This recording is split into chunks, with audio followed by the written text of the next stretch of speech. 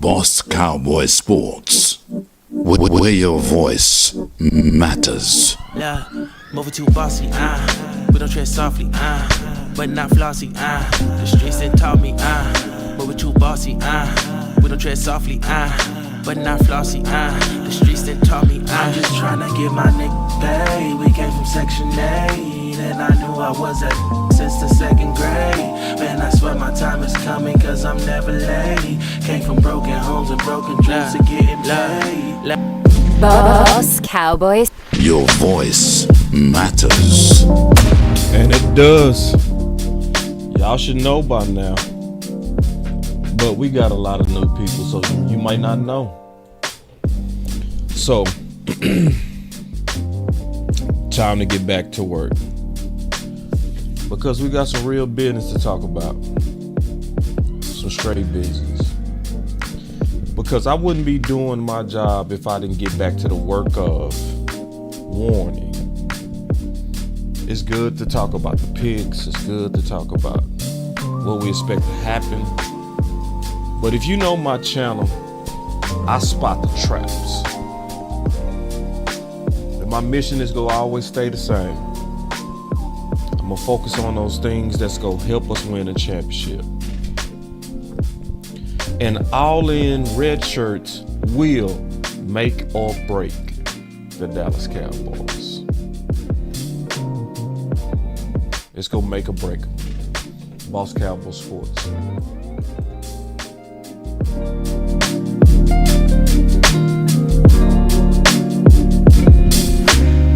Boss Cowboy Sports, where your voice matters.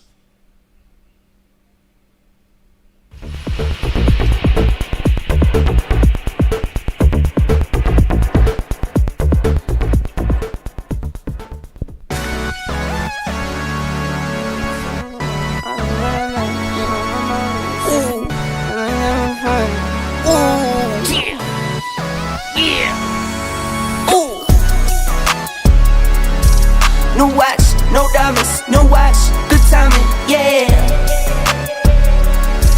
New watch, no diamonds, no watch, good timing, yeah. Need no middleman, I'm the man to man, send it in. I like what I like, me, I know my rights is sipping in. I like having fun, I do what I want, it's what it is. For my son and son, for my daughters, yeah, it's for my twin. I work through the night, I do what I like, get a check, I go for the ride. I've been down the ride for the win, still move on the hush, never run for none. I face my fears, I just drop for 9 month to month, still from year to year. No watch, no diamonds, no watch, good timing, yeah. New watch, no diamonds, no watch, good timing, yeah. I'm sporty and rich, I'm sporty and rich, I'm sporty and rich. Do it again, again, again. I'm sporty and rich, I'm sporty and rich, I'm sporty and rich. Do it again, again, again. Get some checks, I invest, and I spend a check.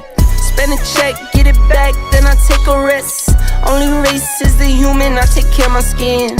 I was doing this as a rookie, now I'm up to vet. Set the trend, set the pace of play. I don't trip, but if I fall, bet I make a way. I take trips in the fall, watch the leaves change. I like to treat every day like it's my B-day. No watch, no diamonds, no watch, good timing, yeah. New watch, no diamonds, no watch, good timing, yeah. I'm sporty and rich, I'm sporty and rich, I'm sporty and rich. Do it again, again, again. I'm sporty and rich, I'm sporty and rich, I'm sporty and rich. Do it again, again, again. Welcome to Boss Cowboy Sports, where your voice matters. Do it again, again, again. And we need all the executives to have a seat. Do it again, again, again. All right, y'all.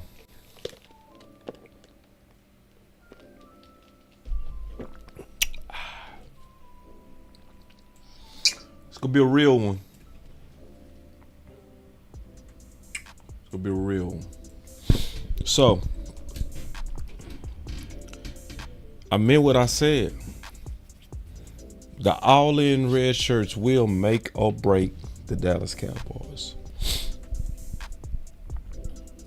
And today, I'm gonna let y'all know I won't be able to feed in your chats into the show. I had a technical issue, but I'm looking at it now. So I'll be able to see it, but I won't be able to feed it into the show. But I'm gonna be keeping my eye on what y'all saying as it's coming in. All right, so getting down to it, let me set it up. I'm trying to make sure I got everything set up. Y'all give me 1 second. I do. All right, so now let me put it. I need to put it in a better spot. There we go. Okay. So a lot of people have fully misunderstood Jerry. Okay. This is one of the only places that really explained it. Actually, from the very beginning. We always been telling you what All In was really about, and they confirmed it over and over and over. We started seeing it last year from the draft from last year. We was looking at the picks and it didn't make sense with a contention team. So when we was looking at like all the picks, like, you know, Mozzie made some sense from a talent level. He made sense. But Schoon was the first time as a group it caught us off guard. It's a lot of people that showed open confusion, and rightfully so. Overshawn made sense because you could see easily that he had some Donovan Wilson in him. It was one of the first things I said when I was asked about him, you know, who would I comp him to? And I said Donovan Wilson. But then once again, one of those similar to comps was going around the community where we never even talked about it. Mike McCarthy said something similar. Matter of fact, that's exactly what he said. He said he has a play style like Donovan Wilson. And when your linebacker has a play style like Donovan Wilson, that's a good thing. Because Donovan Wilson is one of the few players on defense that play with the perfect mentality and intensity. We're going to see that from Overshawn this year.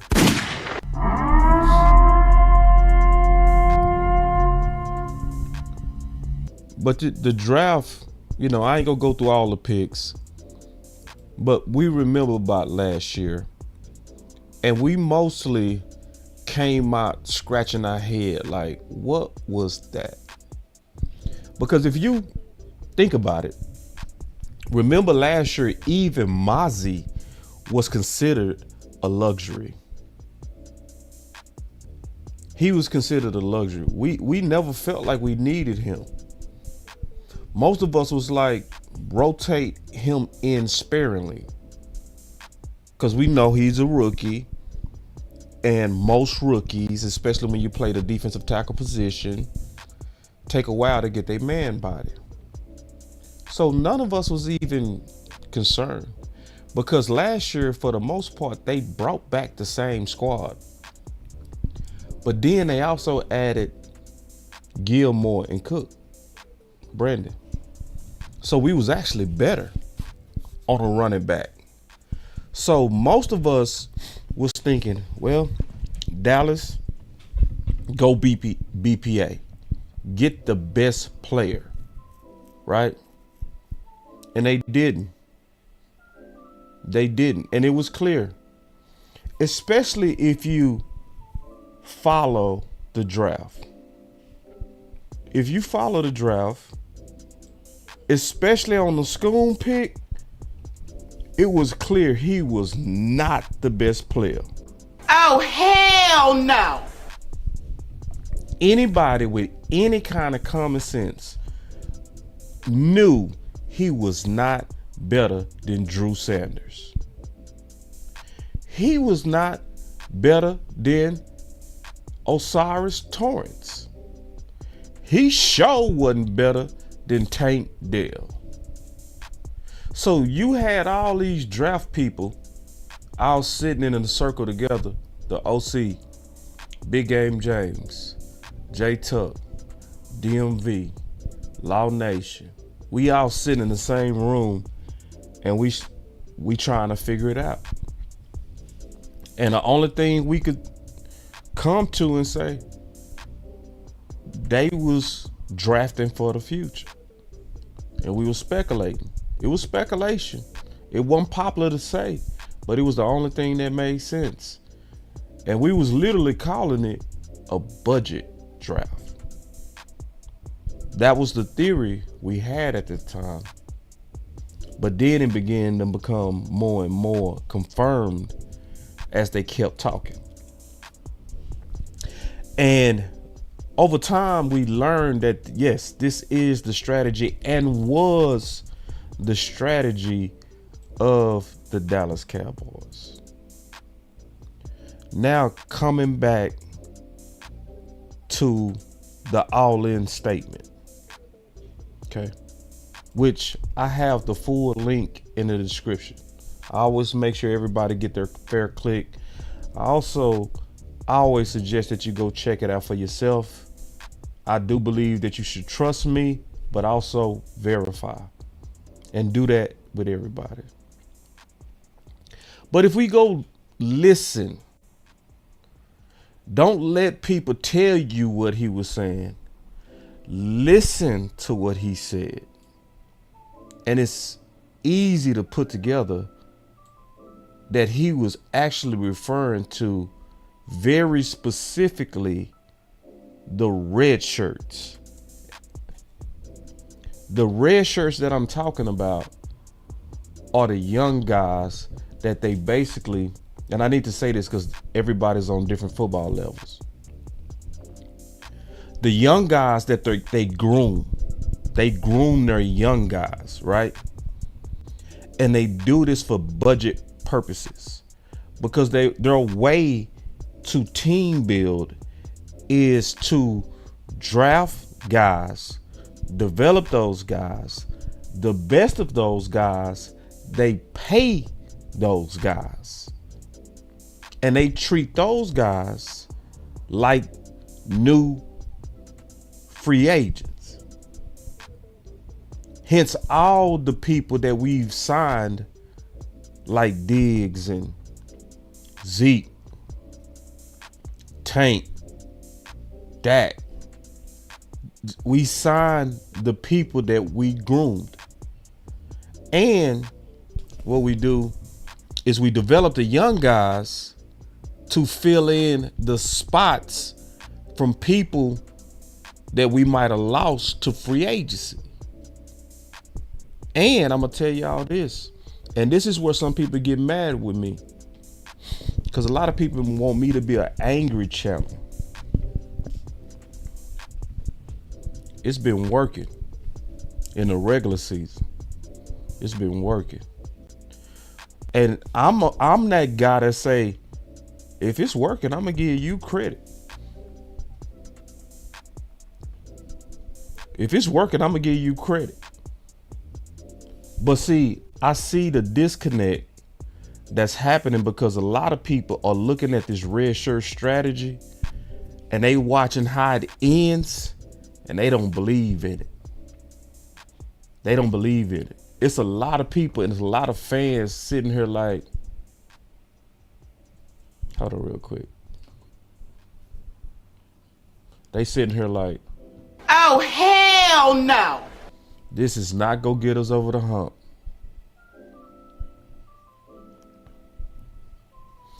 But I do want you to know that this is all in.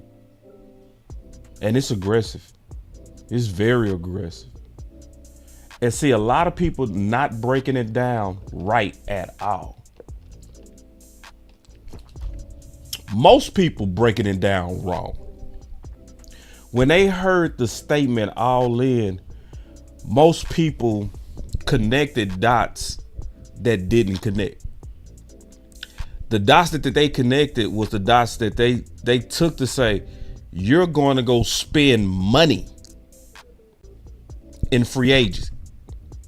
So the media jumped on the bandwagon.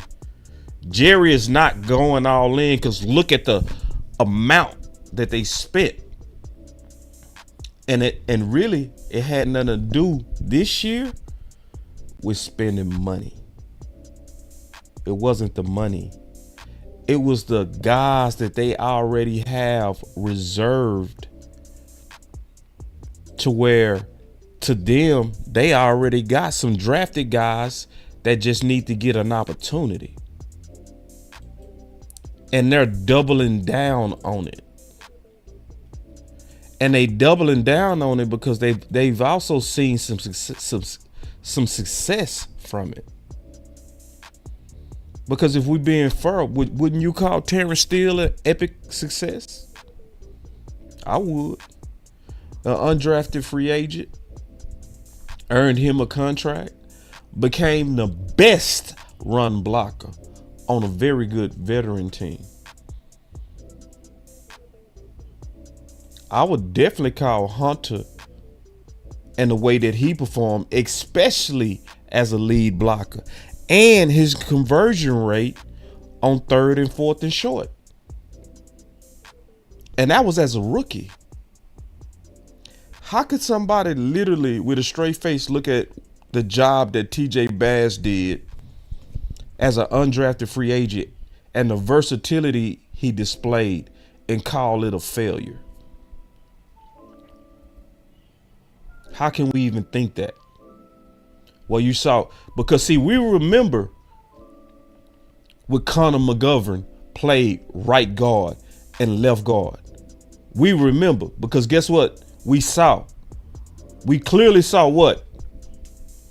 Connor McGovern was a better right guard than he was a left guard. We saw that. Did you have those complaints when TJ had to play right guard and left guard? Oh, hell no. So how did we not call that a success?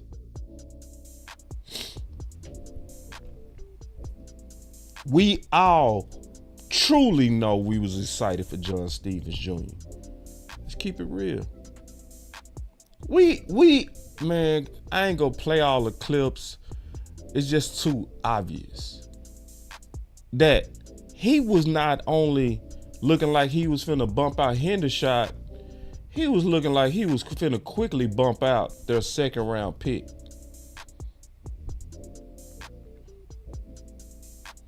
And we went through this the other day. We know Mike McCarthy got a type in terms of tight end. He loved them athletic tight ends. So he already had a leg up, and it was obvious. So we can go on and on about this red shirt plan and what was really going on. Okay, and I'm giving the background because the background is very important. Because then when I play this statement from Jerry again and you truly listen to it, you go fully understand it. One of the things that came out that was the key statement from last year when we was recapping the draft show is that a wall had to come down in order for this draft class to even have a chance.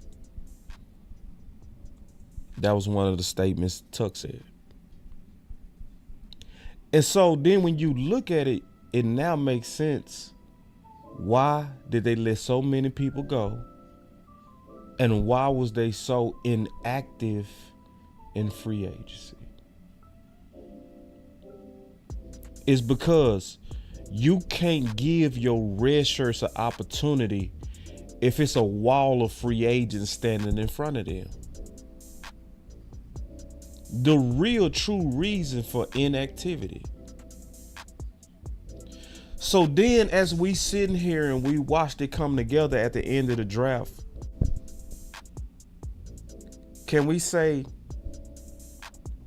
Gallup was replaced by a red shirt? I would say yes. Can we say T. Smith was replaced by a red shirt? I would say yes. Tyler Guyton. Could we say the center was replaced by a red shirt? I would say yes. BB. You could say running back was replaced, except that wasn't by a red shirt. That was by Zeke. Would you say Stephon Gilmore was replaced?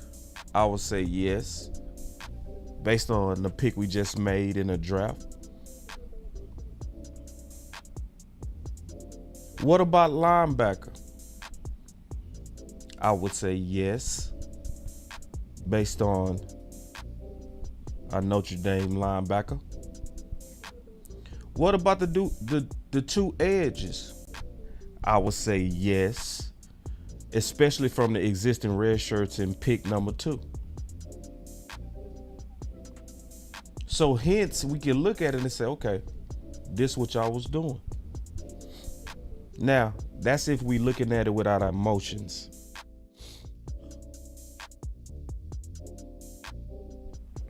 You have to look at this without the emotions. Okay? You have to.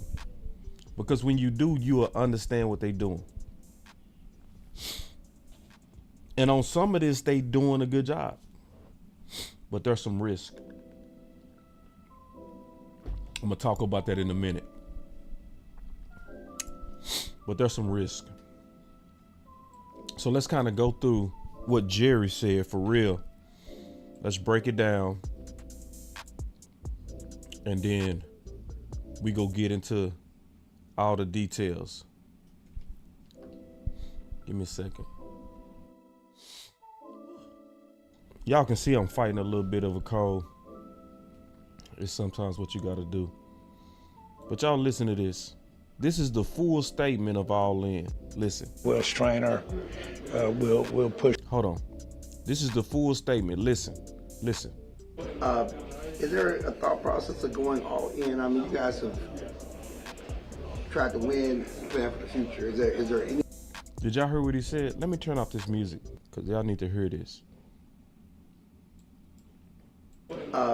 Is there a thought process of going all in? I mean, you guys have tried to win and plan for the future. What did he just say? What did he just say?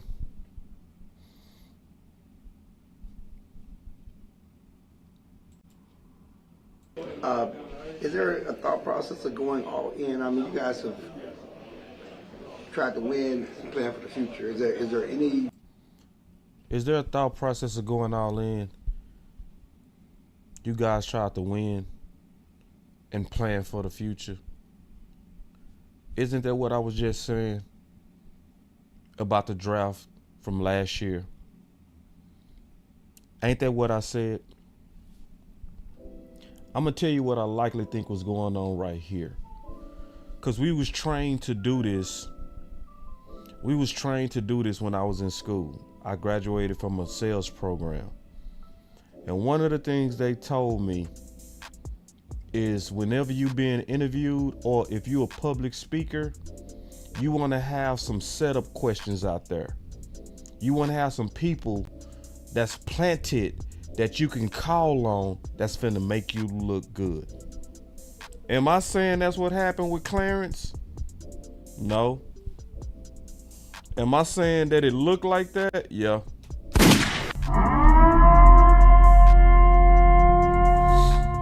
Because the two people that seem to lay up these questions perfectly all the time, David Moore and Clarence Hill. Because see, we got to remember what was going on around this time. We got to remember. Around this time, remember, people was mad.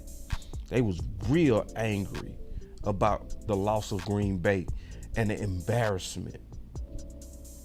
So, we needed some hope infused. So I need you to ask me a question that's going to allow me to send a signal to have hope. So I want you to ask me about this all in.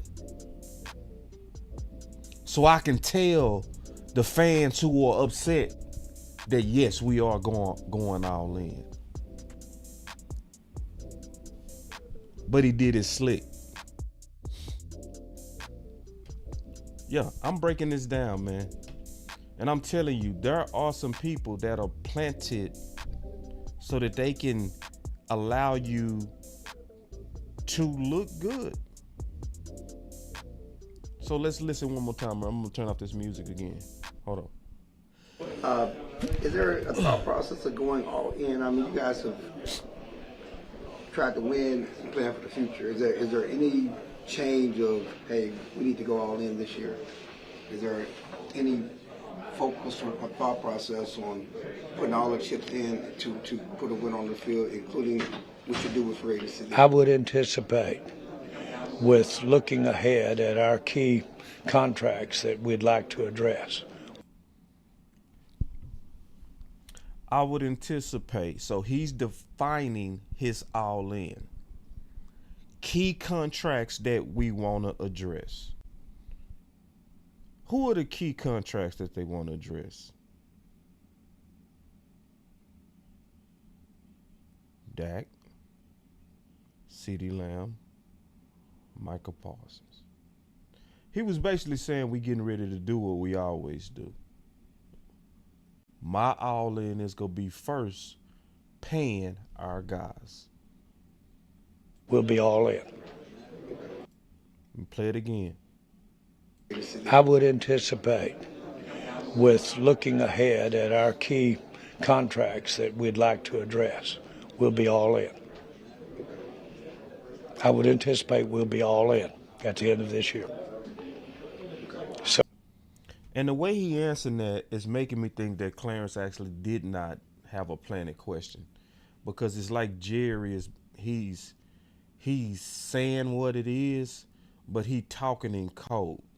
Because see, we got to remember, this is competitive strategy stuff. This is competitive intelligence. This is like a trade secret. This is a way of how they build this team that they believe in. And when you got something that's been working for you, you try to keep that close to the vest. So around this time, he was trying to send a signal of hope. But at the same time, he was answering the question without being direct. He was talking about paying our guys. And it's clear. But let's keep listening. Let's keep listening. Because I got to break this down. Because it's a lot of new people on the channel. They never heard this. You know. So I got to break it down. This is what I do well. This is my thing. But when you say, is there any thought, I think Will Strainer will push the hell out of it. Okay. Is that doing something different than you had in the past in that respect? Well, it will. Is that doing something different that you've done in the past? See, now I'm starting to think this is truly some spontaneous questions by Clarence, because Clarence was pushing right here. He was pushing. He was doing his job to get him to clarify. He was pushing him to say, are you go with the usual strategy of pay your guys and fill your holes through the draft and undrafted guys. So he was pushing. Is that doing something different than you had in the past in that respect? Well, it will be, and it will be going all in on different people than you've done in the past. Okay. He been slick. But it's clear what he's talking about. It is going all in on different people that you've done in the past. What people you talking about? What all in are you talking about?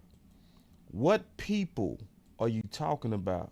You going all in than the people of the past. It's the young guys. That's what he talking about. but he not saying it direct, but you got to pay attention because he clearly talking in code. That's what was going on the entire time. He going in on different people than we've done in the past. You got to look at it. You got to look at it. You got to really listen to what he's saying. And then you also got to know that he's keeping his chips close to the vest. He not spilling it out because this is a trade secret. This is something that he don't want to tell the world at this point. He didn't want to tell the world at this point what the strategy was. But then he go lay it out. He go really lay it out where it's undeniable. Okay? So here we go where he lays it all the way out. We'll be going all in. We've seen some things out of some of the players that we want to be all. Yeah. I've seen some things out of the players. What players? His players. Them young dudes. Out of some of the players that we want to be all in on. Yeah. That's what he's talking about. We've seen some things from some of the players that I want to be all in on. I've seen some things from some of these young dudes that I want to be all in on.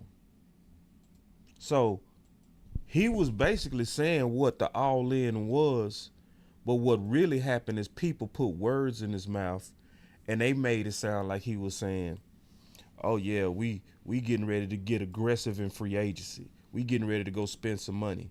So then when they didn't have any activity in free agency, people start treating him like, Jerry lied to me. He lied to me. No, he didn't. He didn't lie even a little bit. He told the whole truth, nothing but the truth, so help me God. And it was right in your face. It's just that did we listen or did we just go with the emotions? And yes, I would say that you will see us this coming year not building for the future. Up. See, that's the biggest confession right there. You will see this year we ain't doing that building for the future stuff. Listen. Say that you will see us this coming year not building for the future. So in this 2024 draft, we not doing what we did last year. Last year was a budget draft. Last year was a draft to where we was thinking about the guys that we was gonna have to lay off.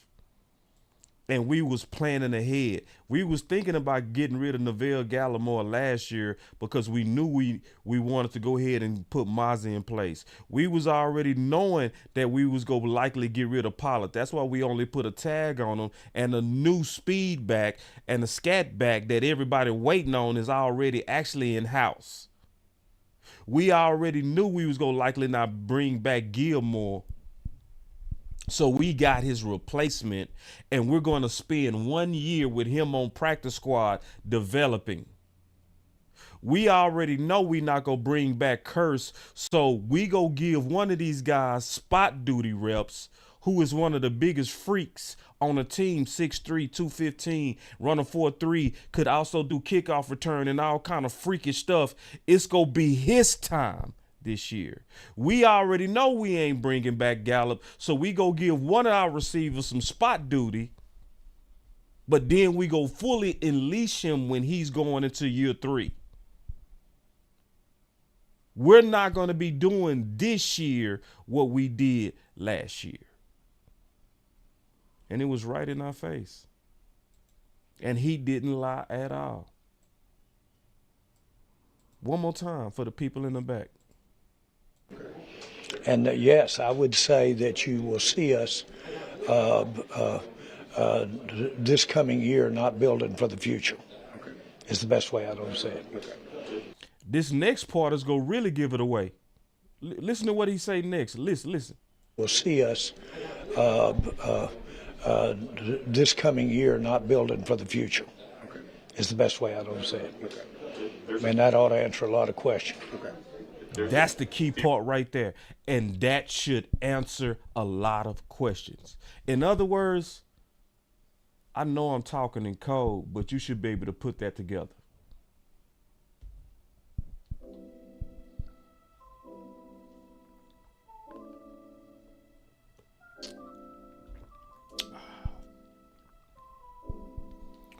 So the question is, did he lie? When you look at this year's draft, did he draft for the future this year? I would say some of it, yeah, some of it. I think that Nathan pick was a future. Who is Nathan getting ready to replace into the future?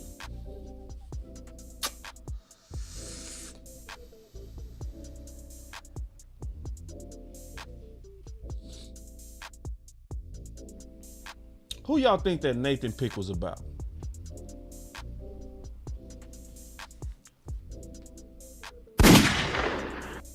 I think that's for the guy who held out last year.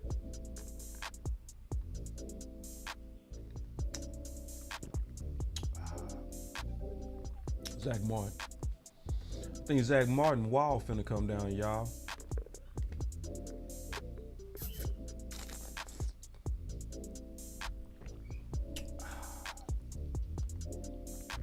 You want answers? All right. So, listen, y'all. This is my thing. Now, everybody got their thing. I'm going to just tell you right now. This community is full of talent. This community is full of talent. If you want some of the best film breakdowns, that's go illustrated and have it animated so clear that a baby can understand it, that is Okoye Media. Hands down. Hands down. If you want a very, very thorough breakdown on each one of these players, that's Skywalker still. Thorough. That boy gonna know, he gonna know your mama. Sky B. In high school, the guy played. I'm like, what? The talent in this community is crazy. If you want a guy with pure foresight, that's the OC. If you want a historian, that's Law Nation. If you want a draft genius, that's Fuster King. I'm serious. Yeah. I would throw me in there too. I think I'm pretty genius. But you can pick apart the talent in this. You can say, who that right there, like, I can't touch that right there. That person, that's their lane. I can't touch Law on that historian. You know, I can't touch Okoye on that breakdown and as thorough as he is with the illustrations. But when it comes down to breaking down these interviews, ain't nobody can touch me. Bruh. God damn.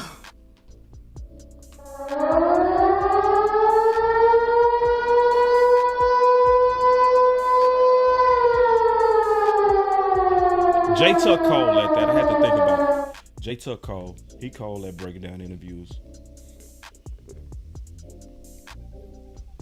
I just had to think about it. He real cold. But I want to break down some more of this stuff because when you come to this channel, I'm serious when I call you an executive. There's an expectation when you're an executive. There's an expectation. You're not to come in person. I already know. The first thing they taught us in entrepreneurship is you have to know who your audience is. I already know this channel is not for the novice. This is not for the surface fan. This channel is for people who really love football and who really want answers. You want answers? If you a positive person, you hate my channel. If me giving you warnings makes you feel like, ooh, it feels negative, you hate my channel. But if you can handle the truth, You can't handle the truth. this is the place for you. Real talk. You got to be a thinker over here, man. That's why I call y'all executives. You got to be you got to be a general-minded person. You can't be too emotional. Because, see, some people, they want me to be a attack dog. That's all they want. They like me. I'm going to tell you when some people like me. They only like me when I'm going at Steven and Jerry. Oh, I like Boss. Go, Boss. Go. But when I start saying Jerry and Steven right, they be like, Oh, hell no! I don't feel like listening to Boss today. Better learn. All right. That was, and sadly, that was only the background. Now let's get into the current. Because now we digging, I'm gonna show y'all a lot of stuff about these red shirts. The first thing I'm gonna show you is Jerry is smelling himself. And they greatly believing in this plan, y'all. To the point he trolling all the people that had some words about the lack of activity in free agency. I want y'all to listen to Jerry. Listen to this. Since you've been having to cover up all the holes of how we've messed it up for not being active in free agency, if you would kind of... Woo! Say, listen. Jerry said, I've been keeping my ear to the streets and y'all been trying to treat us like we some chumps. Y'all been trying to treat us like we ain't serious. Y'all been saying we ain't all in, and I've been hearing it. How you like this draft? That's basically what he's saying. Since you've been having to cover up all the holes of how we've messed it up for not being active in free agency, if you would kind of see how you think we've at least hit some edges of some holes. Ooh, boy, that boy was like, listen.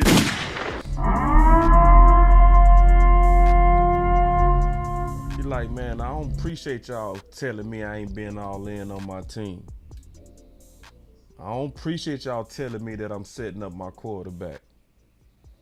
I don't appreciate y'all acting like we over here playing and we done set this up 2 years ago. These guys that, man, we so committed to all of them. We started this last year. What you talking about? You telling me we ain't all in and we started this? Let's see how we covered up these edges, sucker. Jerry put his...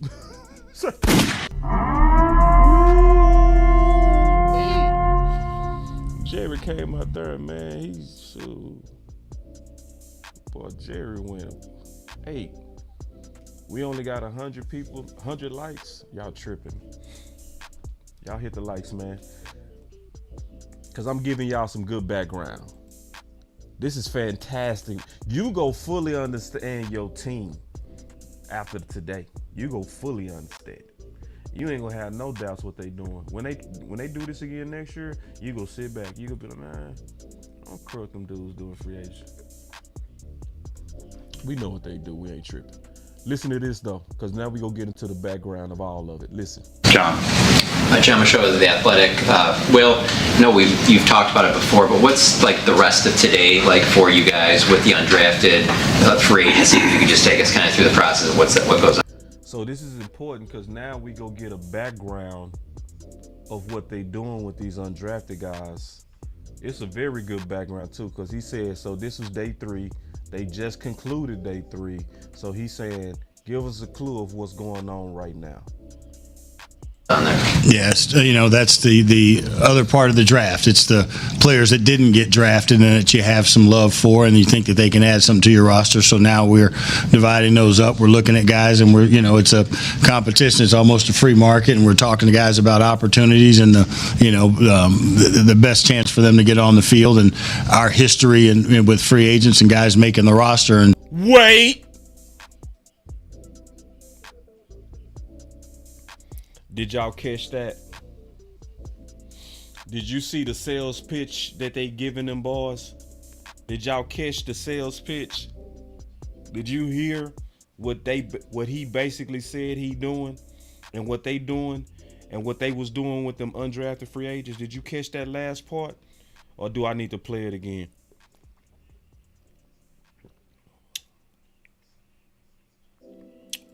Play it again.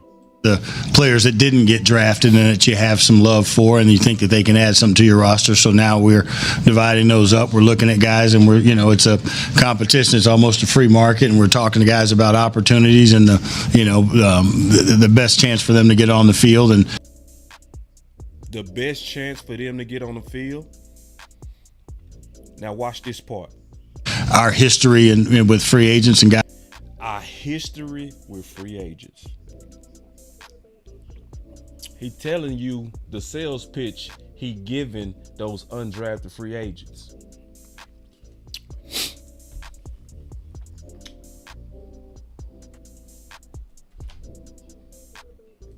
Y'all give me a second. Let me put it together, cause y'all know I got an advanced certificate in sales, so I definitely know how to sell. Selling is in my blood at this point. Let me show y'all what they was doing. This is how they did it. I'm gonna give you the sales pitch. Hey, Brevin. Yes, sir. Hey, this is Will McClay with the Dallas Cowboys. How you doing? Good, sir. Hey, listen, I know it's a lot of interest in you, but we are the team you need to go ahead and decide to go with. Sir, thank you very much for the opportunity. I am fielding some calls, and these guys are actually offering me a lot of money. Yeah, and I'm glad they are. We go also offer you some money too. But more importantly, I want you to really talk to your agent and tell him about our track record, because he already know. What do you mean, sir? He knows what, sir? He knows that when you come to the Dallas Cowboys, you got a way better chance of playing with us than anywhere in the league. Because go look at our track record. Wanye Thomas, he was undrafted. Was you drafted? No, sir, I was not drafted. Okay. Yeah, so if you go look at our track record, we have guys that was literally not drafted and they end up getting the bag. Like Steele. Sir, that sounds really good, sir. I really appreciate that. Yeah, because I know when you're thinking about this, it's not just the money, is it? No, I want to go to a place I can play, sir. Yeah, and that's why we need you to consider us. Do you know this guy, Hunter? Yeah, Hunter. I know Hunter. Yeah, he was just like you, undrafted last year. Go look at the reps he got. You heard of this guy, TJ Bass? Yeah, I saw that over there. Yeah, y'all really do have a big track record of playing your own guys, and yeah. Yeah, so we over at the Dallas Cowboys, we believe in the underdogs. We hate that we couldn't draft you. We was fighting for you. Your coach was fighting for you. But this is the place you need to come. You can go to somewhere else for money, but you can come over here if you want to play and earn the money. Okay, sir, I'm going to talk to my agent. That sounds really good. All right, talk to you in a second. We the spot you need to go ahead and join. Okay, sir. Give me about 5 minutes. Okay.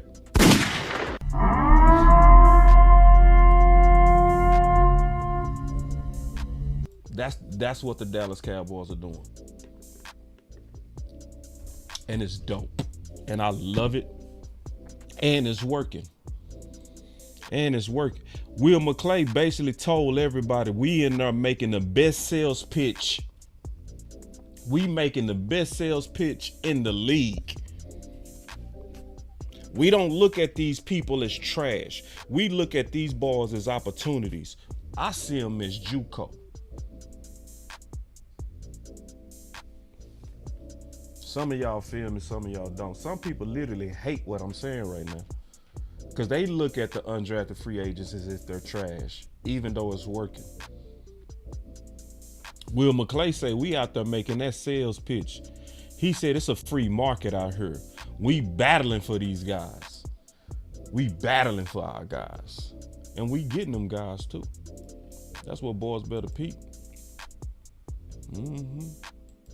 I'm talking about the real Redshirt strategy. And I want you to really know the details of how it worked. So let me keep playing it.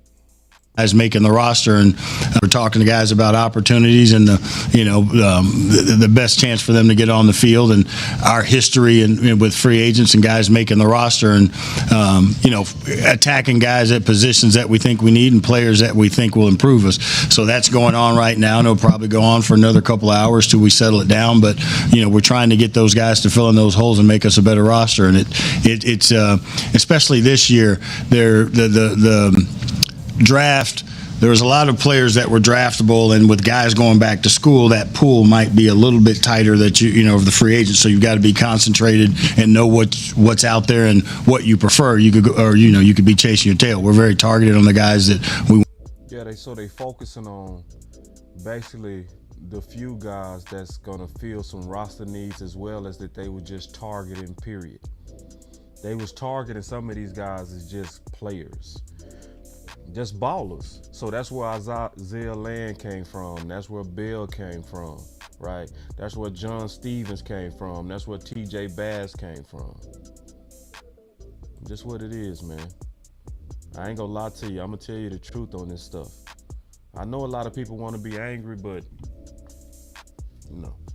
if you come to this channel, you gotta know that you coming to a place that's gonna give you the answers. You want answers? And you go fully understand your team. Because that's what I want. I want you to know your team. I don't want an emotional fan. I want a smart fan. I want an executive. Want to go after and have a good chance of getting those, and that adds more value to the draft class. Adds more value to the draft class. So most people check out after day 3. He say nah. We still adding value to the draft class, i.e. the Redshirts. Some of them end up being instant starters. We are more targeted.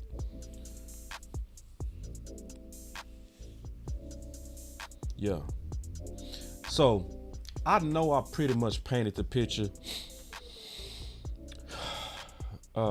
So I'm not gonna get. I want to show y'all one thing though that came out of this. Then I'm gonna talk about the risk.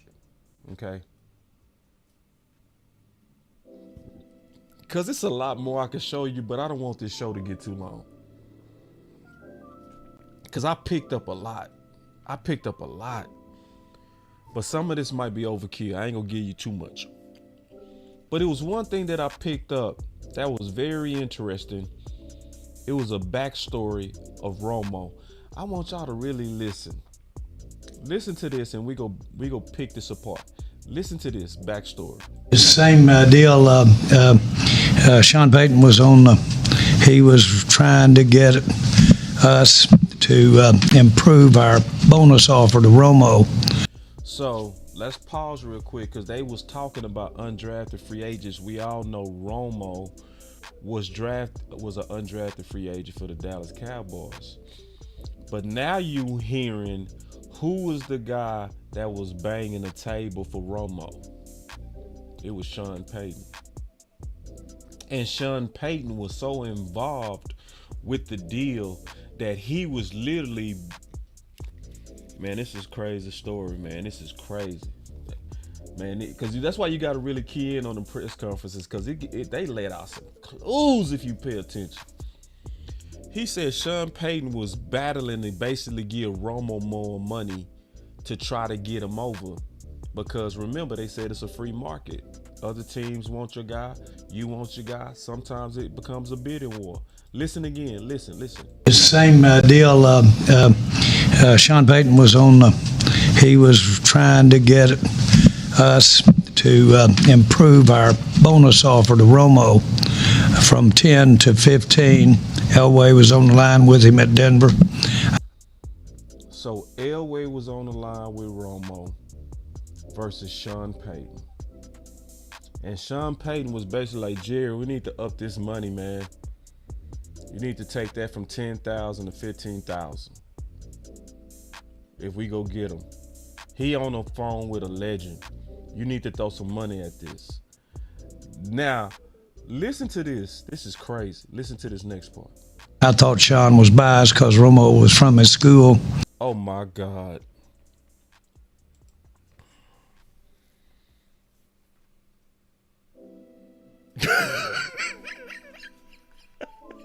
What?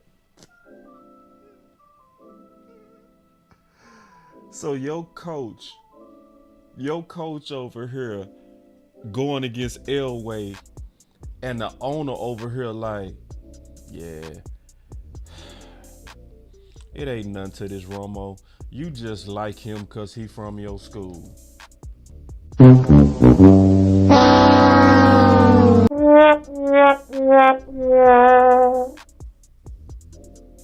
Did y'all catch that? Bro, that's crazy. Romo was on the line and could have got away from us for $5,000.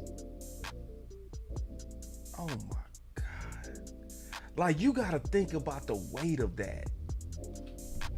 $100 million quarterback could have got away from us over $5,000, and the owner over here thinking his coach is just being biased.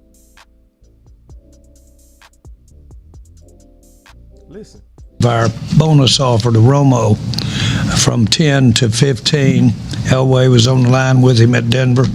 I thought Sean was biased because Romo was from his school, but he was saying, man, he had been in there trying to get us to take him. And so we... Sean fighting for Romo. See, this is the backstory, man. You like, because see, all we know is we acquired Romo as an undrafted free agent. Now we know it was a fight that basically Sean Payton was having to basically sell Jerry to up the money. And Jerry really wasn't feeling it. We're sitting there, and he finally squeezed out another $5,000, and we won the bid for 15 for Romo. Who did he have to squeeze that $5,000 out of? See, he made it sound soft, but you got to put it together what he's saying. He had to squeeze that $5,000 out of you. You was the one that was writing the check. You was the one that was holding up Romo. Man, that's crazy. I was shocked when I was like, did anybody catch that? And so we were sitting there, and he finally squeezed out another $5,000, and we won the bid for... Yep. Jeffrey Smith, you said it best. This is why you should listen to your coaches and get out the way. For real. That's exactly right. Look. But he was saying, man, he had been in there trying to get us to take him. And so we were sitting there, and he finally squeezed out another $5,000, and we won the bid for 15 for Romo right here in free agency. So classic picture of kind of how this thing can work. Literally right there bidding against somebody. Man, that's a dope story, though, regardless.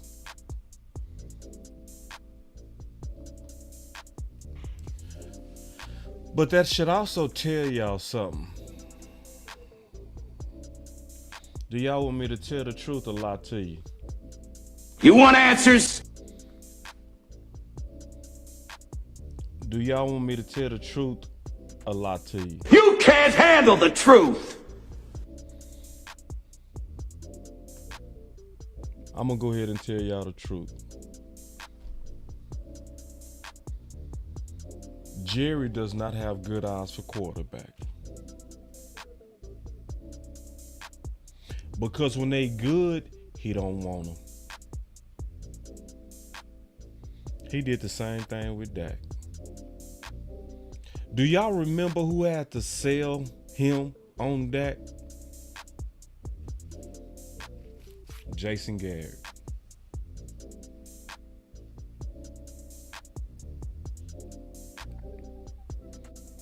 Jason Garrett had to fight for Dak. Guess who didn't want him? Jerry.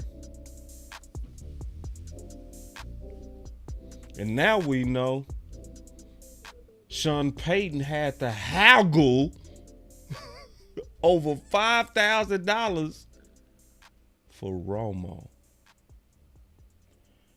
Who called Trey Lance?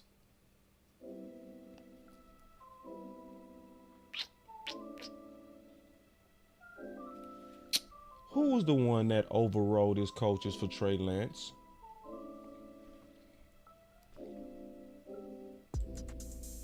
Jerry.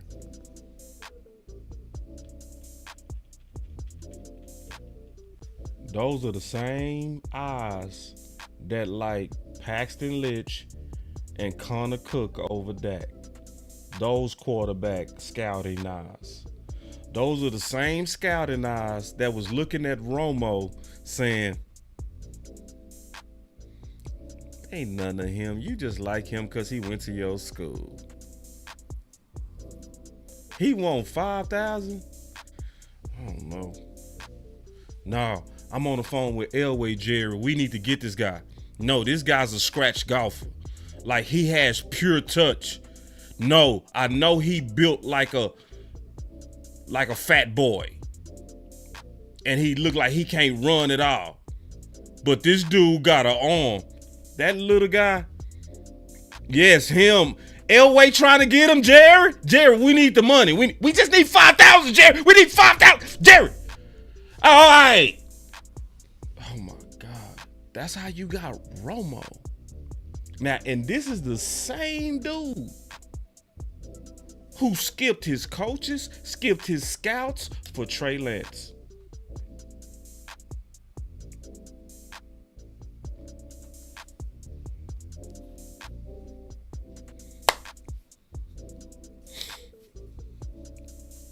When it come to quarterback, Jerry just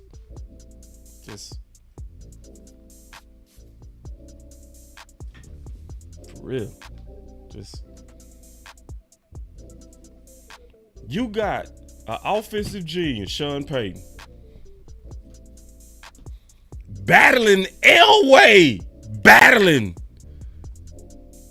I want Romo. No, I want Romo. Romo, don't get off the phone. Don't get off the phone. Romo, I'm finna get you the money. I'm gonna get you money. I know you want $5,000. I know you need that new. I know you promised your mama you was go get her a car, a used car. I'm gonna get that car. Come on, just give me a second. I gotta talk to Jerry. Give me 1 second. He go come up with the money. He just told me, yeah, I just gotta get it approved. Give me 1 second. He wants you, Romo. He wants you. Trust me, he wants you. Give me 1 second. Hey man, Jerry, over 5,000.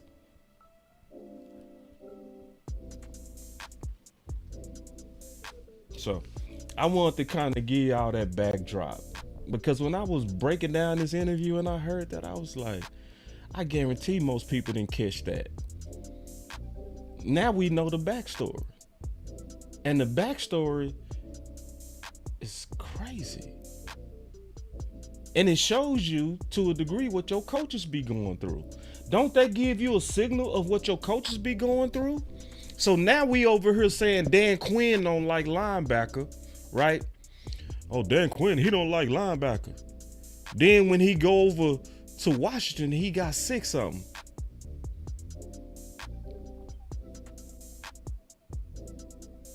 I remember Bobby Wagner saying himself he was in direct talks with Dan Quinn. Which brings me to this. There's a risk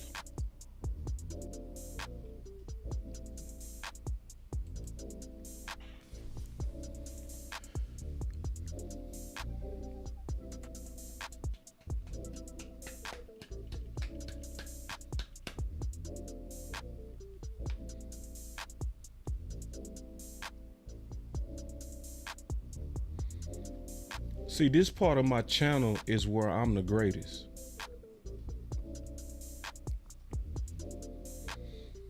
I see the risk coming.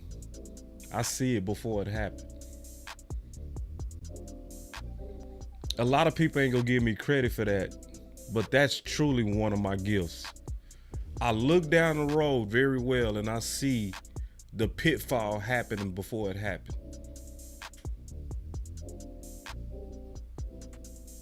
What I wish would happen is people especially people that do content, I wish people that would watch this content know that I did an excellent job of giving the full backstory on the Redshirts, made a full case on what they do with the Redshirts. But now we got to talk about how this could hurt us from winning the Super Bowl. The first biggest risk of red shirt all in is double down on red shirts can create double down of bastard treatment.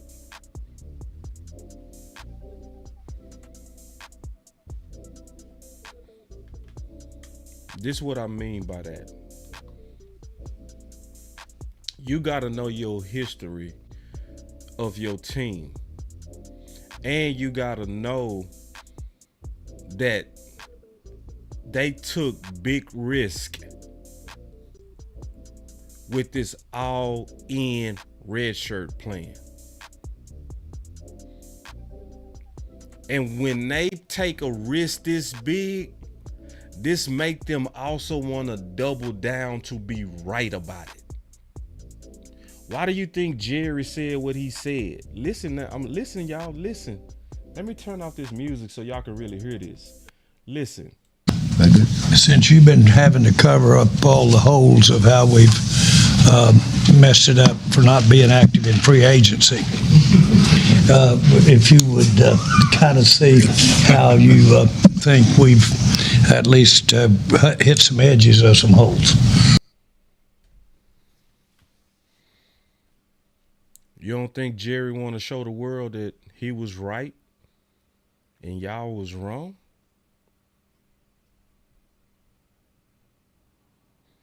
Think about the massive cost that they did and the massive sacrifice to execute this plan. I did a show. This is a show you gotta watch. Yeah, D.A. Lee, you right. Jerry making fun of how people view him. You perfectly said it right. And when he that dug in, D.A. Lee, that mean he go also want to show the world he was right. So I did this show where I proved that the Redshirts was always the 2-year all-in plan. But you also got to look at it from their point of view. That they made a massive investment a year early into their roster.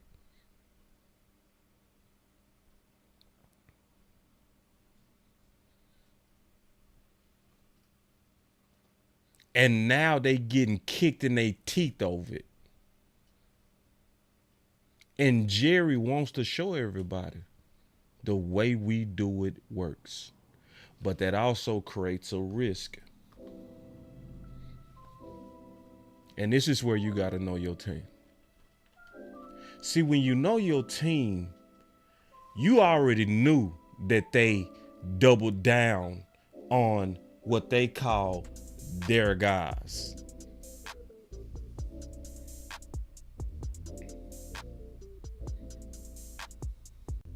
You already know that you saw bias when they was trying to push up their guys.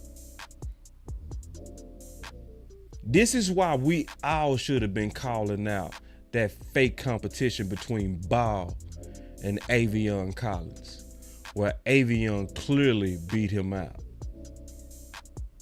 But we treated it like it wasn't no big deal. That's just a swing tackle. Who cares? No, it's a culture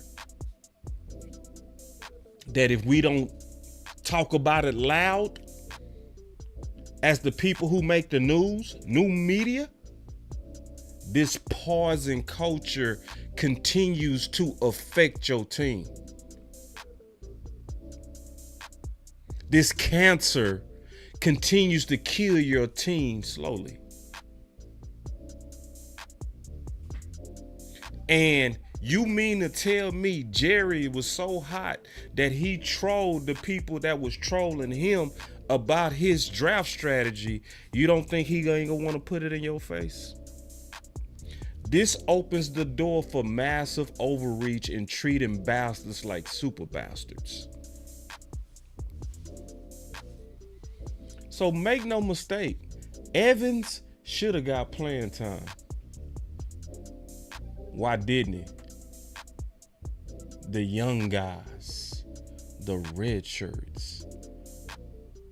We clearly showed by the film, by the data, by everything that Fowler was clearly better than Armstrong. He had a better ratio than Micah Parsons in terms of his production compared to his snaps. Clearly saying all the data, everything, the film, the data, everything said you need to give him more reps. You getting a lot of production out of him in a little bit of snaps. That means ramp him up. Did they ramp him up? Did they ramp him up? Oh, hell no! See, I see the risk. I see it coming. I feel good about the draft, but I also don't feel good because I'm also seeing what's setting up behind the scenes. A double down on these red shirts is also going to likely create a double down of bastard treatment. And we don't talk about that enough. I'm going to say it straight up. I'm super disappointed in my content creators. I'm super disappointed in us. Because if we all tackled this, the mainstream media would eventually take it.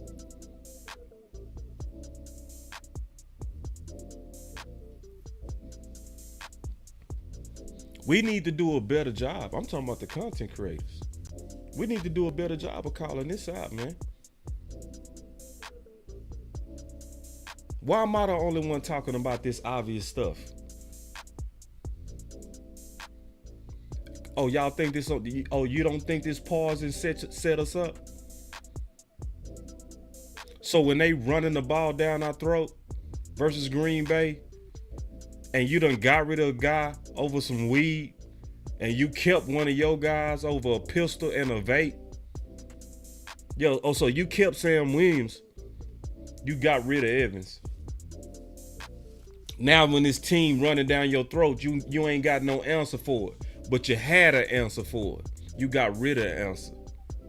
Your coach was lobbying to get Bobby Wagner, but our goofy self wanted LVE, our guys. That's a double down of bastard treatment. And that's where you trying to push up your guys and you trying to show how smart you are with your plan with these undrafted free agents. See, some of y'all like me now. See, when I start going here, y'all start liking me because now I'm starting to talk about the accountability to our front office. Some people only like me when I get into this mode. You don't like me when I'm giving them credit, but I'm back in my mode now. Because this is the mode you got to be in if you want to win a championship. You got to spot the problems. You got to call it out early. That's what you got to do, man. I'm sick of us calling out stuff when it's too late. I don't care about nobody liking Steele right now. It's too late. I needed us to like Steele when he was clearly better than Lyle Collins. I needed us to be going at Kellen Moore when he was sabotaging Mike McCarthy. Don't talk about it when he done already blew up the whole team. It's too late now. Now, don't start talking about these bastards after it done already happened. Start talking about it before they actually go to training camp. Start telling them I see it. I see the treatment. I see the bias. I see the ego. Oh, I don't touch that. I don't get into that. Okay, then when your team lose, it's gonna be your fault. Because you clearly understood what I was saying. And that's where, frankly, I question, do some of us really want to win like we say we do? Because if you really want to win, then you'll say these type of things. How you gonna have a team and you don't call out the fact that they call some of them our guys? And y'all never say nothing about it? I thought we was new media. I thought our superpower was our independence. Then why we acting like some cowards? Well, we want some jobs? We networking. That's what we doing. We trying to build our brand. I'm starting to see some pausing come on us, man. I'm being honest, man. I'm seeing some pausing come on us. We are becoming compromised. We are starting to want the gold of the enemy. I'm seeing it, man. I ain't gonna act like I don't see it. I see it. We becoming compromised. Whenever somebody can buy your voice, you are compromised. If I want to interview so bad with a player that I don't hold that player accountable, I am compromised. If I want to be on a fan so bad that I won't say what I need to say, I am compromised. If I want a job with .com so bad that I won't say what I need to say about this bastard treatment, I am compromised. And this is sitting right in our face. It's sitting right in our face with an ugly, long history of mistreating free agents. That's what happened to Amari Cooper. The only thing that happened to Amari Cooper is he was not considered one of us. That was it. We got you and we acquired you from the outside. We don't build that way. It don't matter. It don't matter that you gave us a deal and Washington was offering you. Now, we don't build that way. We doubling down on this bastard treatment. Matter of fact, we finna under-target you. We gonna under-target you and we will go to the media and we gonna leak that you lazy. That's bastard treatment, man. And that's the risk I see of this all in, because they committed to this. When you commit to all these guys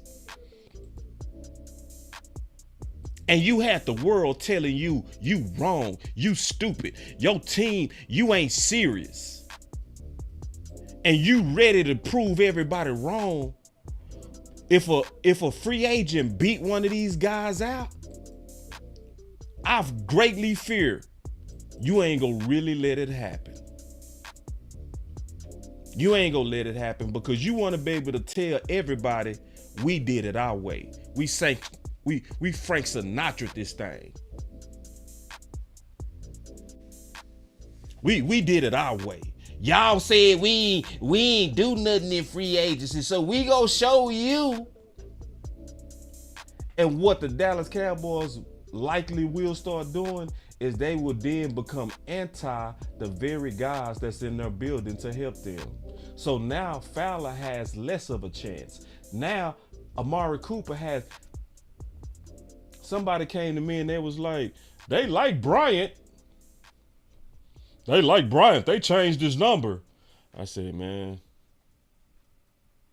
the only way that I would ever believe that they like Bryant is if he was a 30 visit. Because see, if you a 30 visit, they still consider you like, they want to show somewhere in their process that they bet on you. That's what they want to show. Why do you think they stuck with James Washington so long? James Washington, every time he hit the field, he got hurt. Every time. Hey, man, the dude just got out the bathroom and got hurt. And they kept him. When he finally was available, he went out there and got hurt again.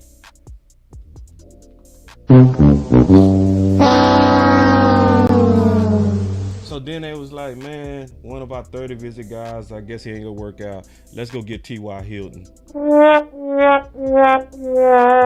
How many of y'all always knew that T.Y. Hilton was better than James Washington?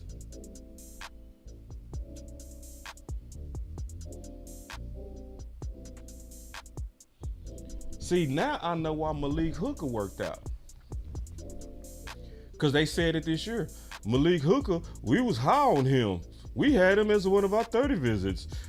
I don't know if it was the 30 visits, but they was high on him. They admitted that in the draft process that they was high on him. So even if they wanted to draft you, that's when they considered you as one of theirs.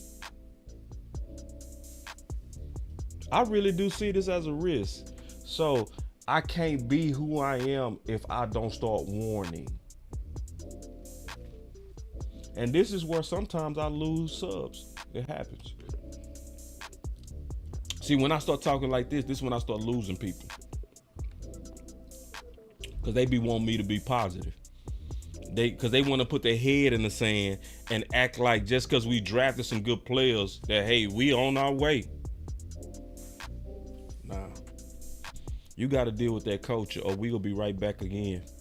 Right back mad. Which is why I'm saying, and I'm giving a real warning. I'm giving a real warning, y'all. This ain't no plaything. I don't play with this. I take this very serious. Listen, you don't put in this much work if you're not determined to win. You don't put in this type of work. You don't hold the people accountable that need to be held accountable if you don't want to win. You don't say the type of things I say unless you really man. I know .com would never hire me, and that's okay. I gotta basically make the choice. I'm cool with that. What I'm betting on is that the people go really see my loyalty and my heart and commitment, and y'all go reward me. That's what I'm betting on. Some people want a job. I want to be free, and I want to be able to do what I do with a pure heart and be rewarded by the people and executives. That's what I want. I don't want to work for no .com. I don't want to work for no fan. I want to be Law Nation. I want to be Mark Holmes. Them type of people that's independent and making that bag, but still free. I don't never want to go somewhere where I got to watch what I got to say, even if I say it politically correct. It's, well, Boss Cowboy, you know, it was really technically nothing wrong with what you said. You know, it was really nothing wrong with what you said. But, you know, we're getting calls over there from .com, and they just kind of want you to tone it down. They want you to tone it down. You know, it wasn't really nothing wrong with what you said. Yeah, Marcus, that was true what you said. I really get it. I get it. You know, black people are going through things, and there is racial injustice in this. But, you know, most of our listeners are, you know, I hate to say it, it's just business. Nah, I'm cool. Y'all can have that, man. I'm cool. I'm gonna stay over here. I'm gonna stay over here where my voice matters. That's what I'm gonna do. And I ain't gonna lie, I like the paper over here. The paper over here is nice. You know what I'm saying? And I don't be begging for it. That's a good thing. When you get a check from YouTube and you get a check from Facebook, and I ain't even have to beg, I don't be over here, hey man, we need $100. We need 10 people to give 3. No, we don't be doing that. I might do that, but I ain't doing it yet.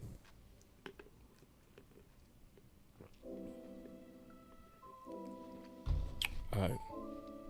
But I'm giving a real warning, y'all. That's just the first warning. I got one more warning. All in red shirts will make or break the Dallas Cowboys. I mean that. They are being very aggressive. See, now if you really follow this channel, you really understand and fully understand that they really are all in. They just all in different. They all in with them red shirts. You ain't gonna hear nobody else say that. You ain't gonna hear nobody else prove that. You ain't gonna hear nobody else break that down. But I'm telling you the truth. If you want answers, you came to the right place. You want answers? I broke this thing all the way down. The only way you don't see it is if you chose not to even pay attention to this presentation. But if you listen to this whole thing, yeah, you know it's true. You know I proved it without a shadow of a doubt. Without a shadow of any doubt. And this is the risk that they are taking. This is the risk that they are taking.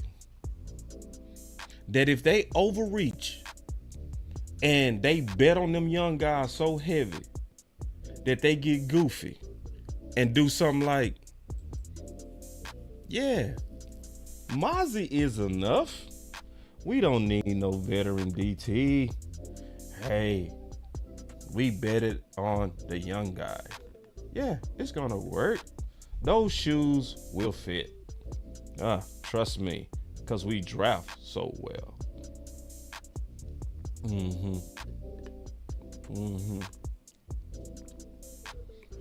Yeah, we let Hankins get out of here for $2 million because we like our guys. A proven run stopper. We let him get out of here. Yeah, our guy just had surgery on his shoulder and he lost a whole lot of weight. But hey, he's our guy. Is it the shoes? Yep, it's still the shoes. And you playing. Keep on playing. Keep on playing. Cause see, you know what they don't see right now? They have no idea how angry the fans are. You around here making jokes? Yeah, you think yeah, the fans mad. Is it the shoes? See, they think they can do the same thing every year. This year gonna be different.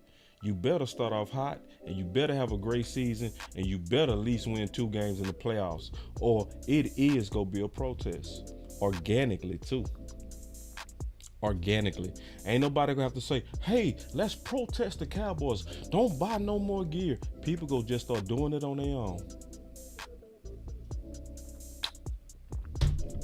I'm telling the truth, man. And I know I'm reading this right. I'm reading this right. See, this ain't a year to play with us. You had a good draft. Let me tell you what this like. You ever had a man, ladies that's listening, and you knew he was trash, but he used to tear you up in the bed?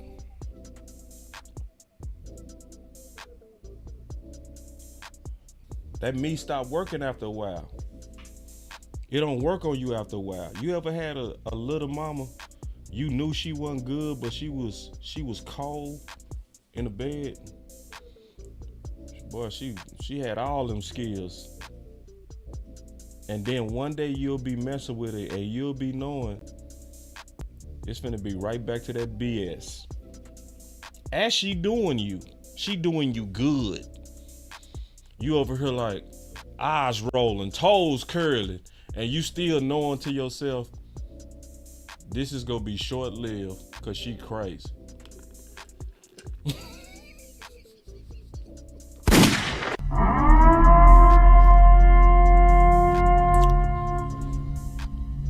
You used to believe when she used to do you like that. She used to tear you up and you used to be like, I think we gonna be okay. I think she really loved me. No, she done did this for the 5th time, bruh. It's the 5th time. So you already, your toes curling, but your heart not in it. See, that's how the Cowboys are right now. That's how the Cowboy fans are right now. They thinking, they that chick that think all I gotta do is give him that good poontang and he gonna be right back. Man, done with you. I take the poontang, but my heart ain't in it. Oh, you gone? You left? You leaving? Oh, okay. Bye. Some of y'all feeling me. I know some of y'all feeling me. Oh, you gone? You leaving? You out? Oh, okay.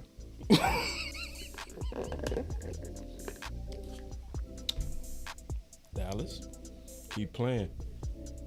Keep playing. And that's what I'm talking about. These all-in red shirts, it's gonna make or break you this year, buddy. And I'm gonna be over here knowing I warned you. I'm gonna sleep good because I'm gonna be over here like, I warned you. I told you. Take care of them shoes. Treat your free agents like family. Don't treat them like these are our guys and then those guys over there. Now, as soon as them boys sign a contract, they in the family. Yeah. Or, yeah, keep playing these games. You think, boy, I already see it. I see it coming. I see it coming, man. I'm telling you, I see it. I see it clear. Man, I see it clear. I got one more warning, and then I'm gonna take some phone calls because y'all didn't really do the super chats today, and that's okay. It's the 2nd. It's May 2nd, and I know what that means. Bills. So I ain't tripping on no super chats today. That's okay. You had to pay your bills. It's the 2nd. The mortgage had to get paid. The rent had to be paid. Some of y'all had to go pay your. Some of y'all had to go to the strip club. I get it. I get it, man. You got to pay your trick bill. I get it. I ain't mad at you. I'm playing. I'm just messing with y'all. Warning number 2, and the biggest risk number 2. I already talked about this, so I ain't gonna spend that much time on it. That's why, the second biggest risk of a red shirt all in, a lack of focus on a veteran defensive tackle.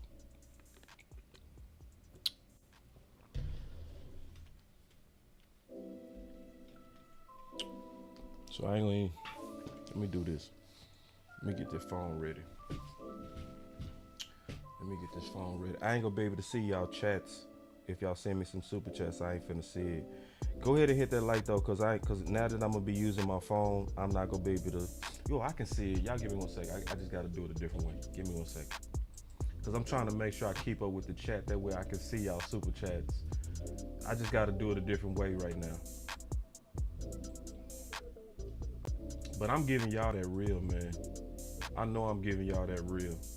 And I'm so glad that I am like I am. I'm glad that I ain't over here pandering and Goldilocksing for no job, for no networks. I ain't doing none of that. I'm over here keeping my content as pure, man. That's what I'm doing. I'm keeping this content pure. It's all about winning with me. It ain't about trying to be famous or none of that. Cause and I mean this, man. Y'all didn't listen to Cat Williams. I did. See, Shannon Sharp, like some of y'all. Cat Williams was giving nothing but gold to that dude. And if you really go watch that interview, watch Shannon Sharp and his body language. Shannon Sharp was over here uncomfortable. Oh, Cat. Oh, man, ain't nobody man, I ain't gonna be able to get no interviews. He kept saying that type of stuff.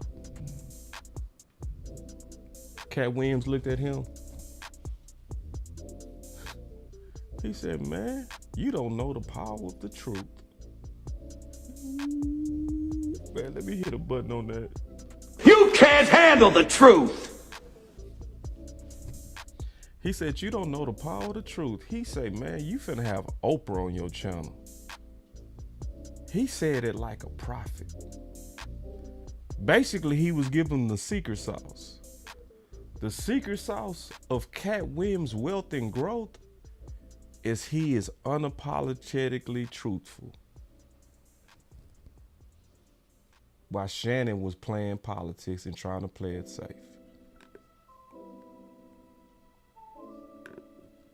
What happened?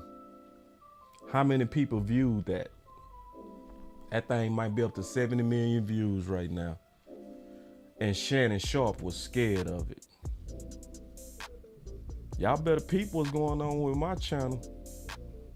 You better peep it. Boss over here looking at my subs. Boss, I want you. Why you ain't up? Why you not up to 10,000 subs yet?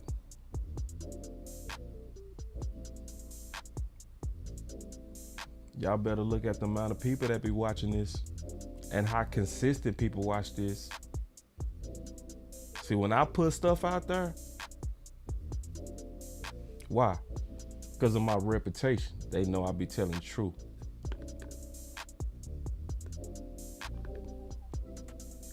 I ain't pandering to no players. I ain't pandering to you. If I was pandering to you, my boss said, Rico, with the super chat, he said, I'm just saying, what's up, boss? And you telling the God's knows truth. I appreciate that super chat, big dog. I ain't pandering to you. Hold on real quick. And my boy said, boss, salute. But you can really see the Cowboys paying all three of them. I know you spoke on it, but just want to ask. It'll be tough. Yeah, they all getting paid. Yeah, CeeDee Lamb getting paid, Dak getting paid, and Michael getting paid. They all getting paid.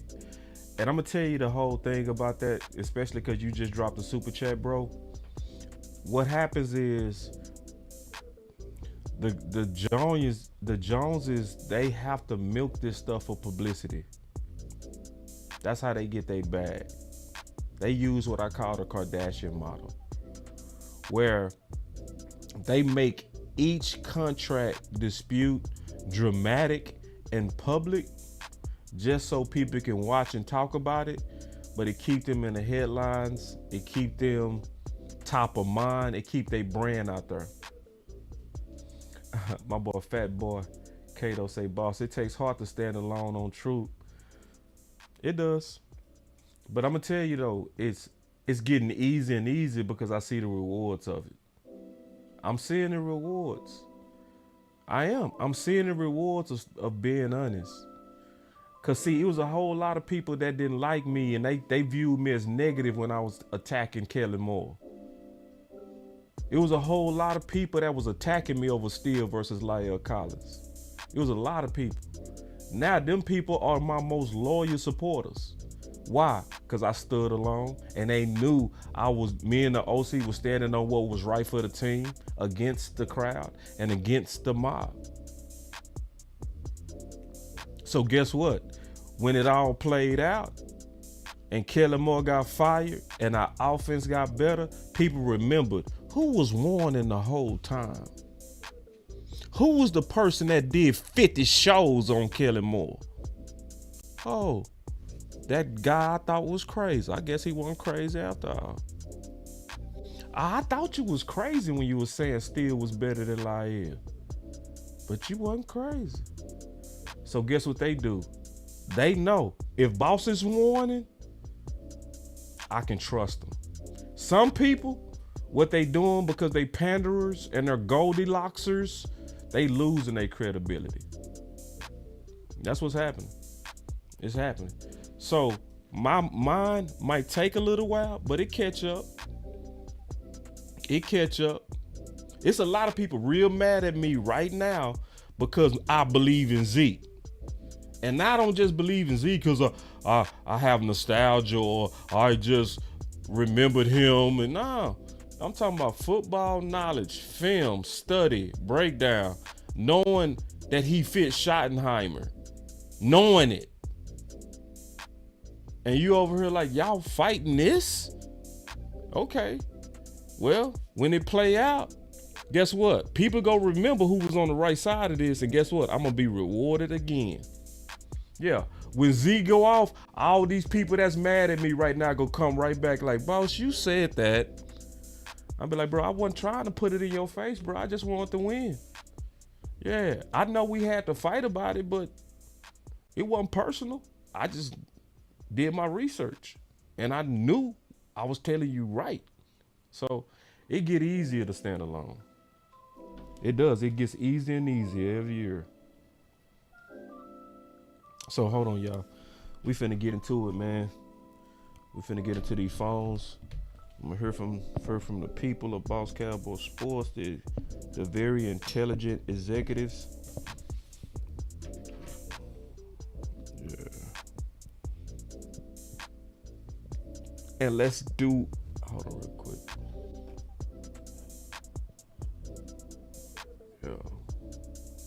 Y'all give me 1 second, man. I gotta make sure I got everything set up all beautiful. Y'all know me, man. I gotta.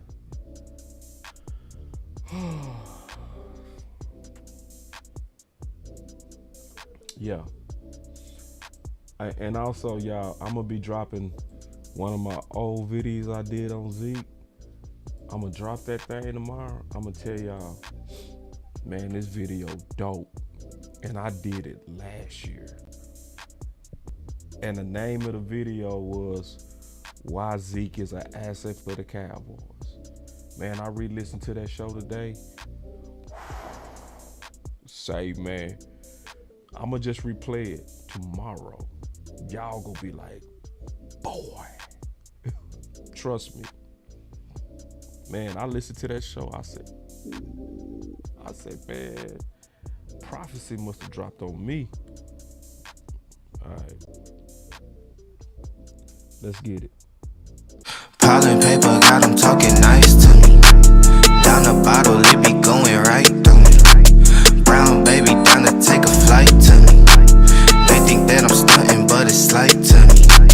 Piling paper, got them talking nice to me. Guess that's why the labels want the rights to me. CD on my back and it feel light to me.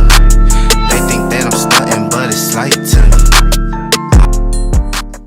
Coach Marv. Ooh, with Coach Marv is first, I know it's going down. Coach Marv is already in the building. Y'all coming in fast too. I love it. I must have touched y'all souls today. Yeah, I'm gonna give y'all a few more minutes, man. Come on in. I love this crew. This crew is dope. I already see.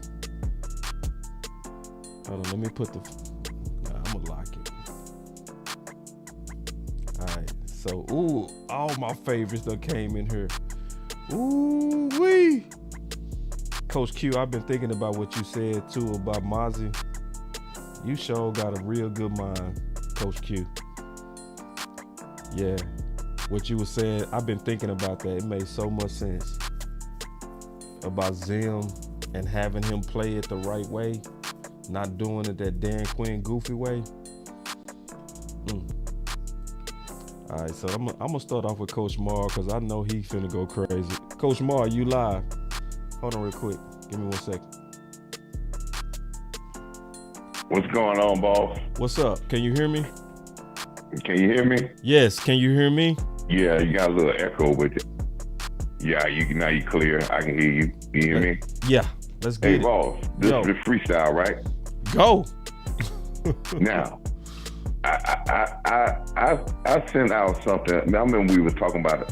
I remember, I talked to a lot of shows when I was on Law. I talked on Law show back in October when the running game was struggling, and I had pulled up a video where Nate Newton was talking about the run game. He was on Storyline, and he talked about the problems of the running game. Now I sent you that video to your Twitter box at the 33-minute mark, and the reason why I brought that back up because the things I was saying, he was echoing to the people what I was saying with the running game.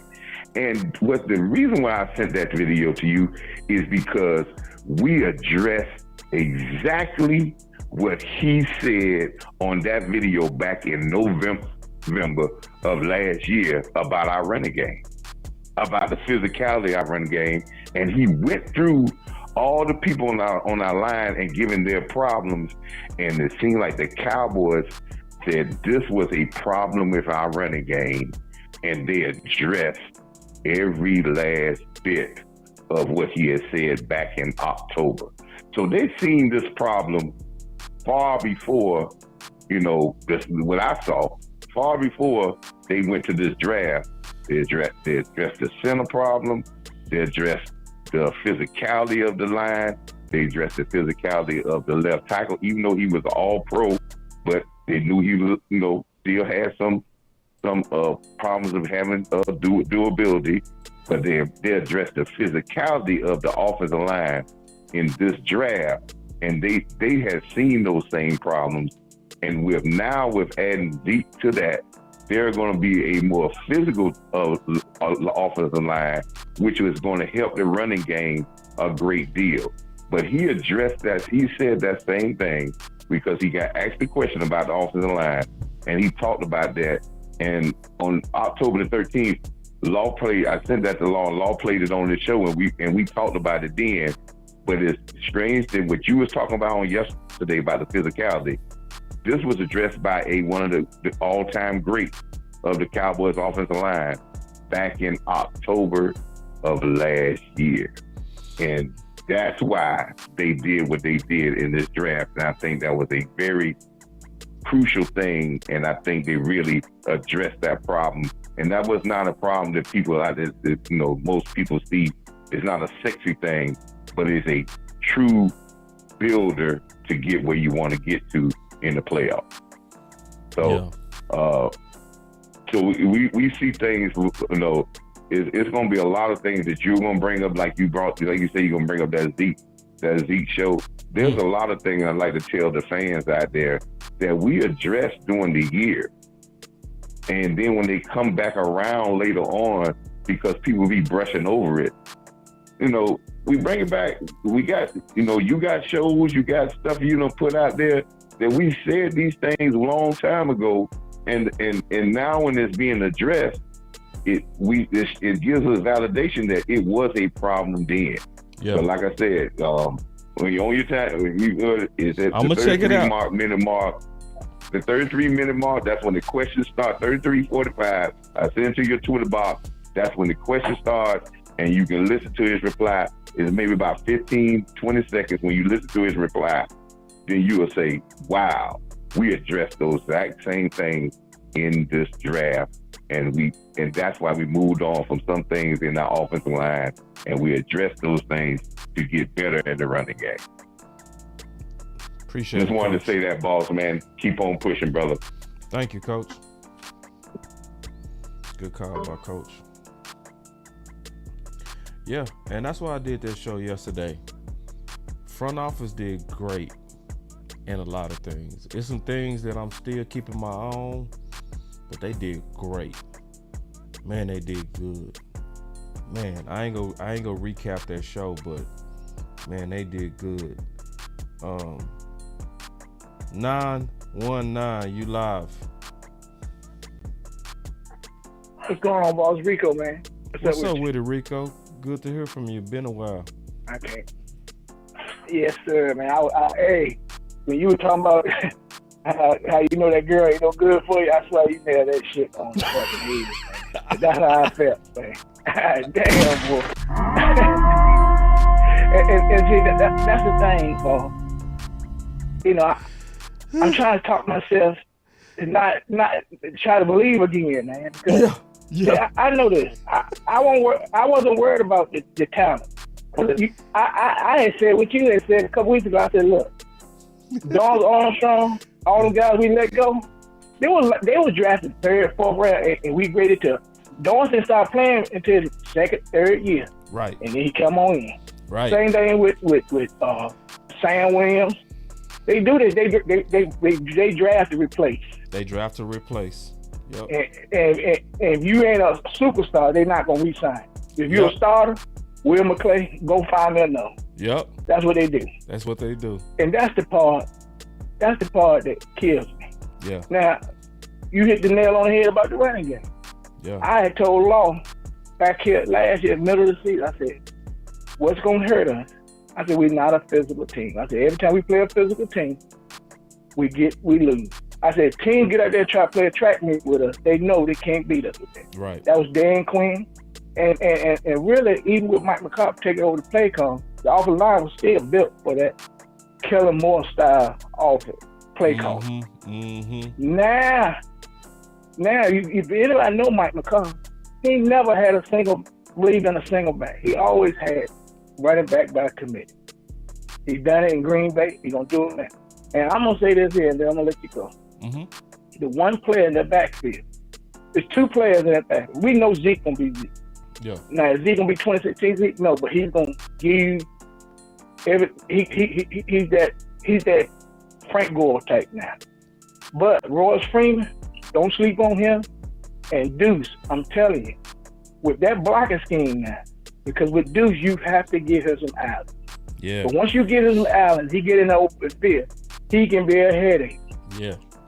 He can be a headache. But you gotta get him in the islands, and you gotta let him get in that open field. We finna have some fun. We're gonna have some fun. That's what I'm. Yes. Mm-hmm. But the thing about it is go back what you said. The one knock, and this is the reason why you Joneses.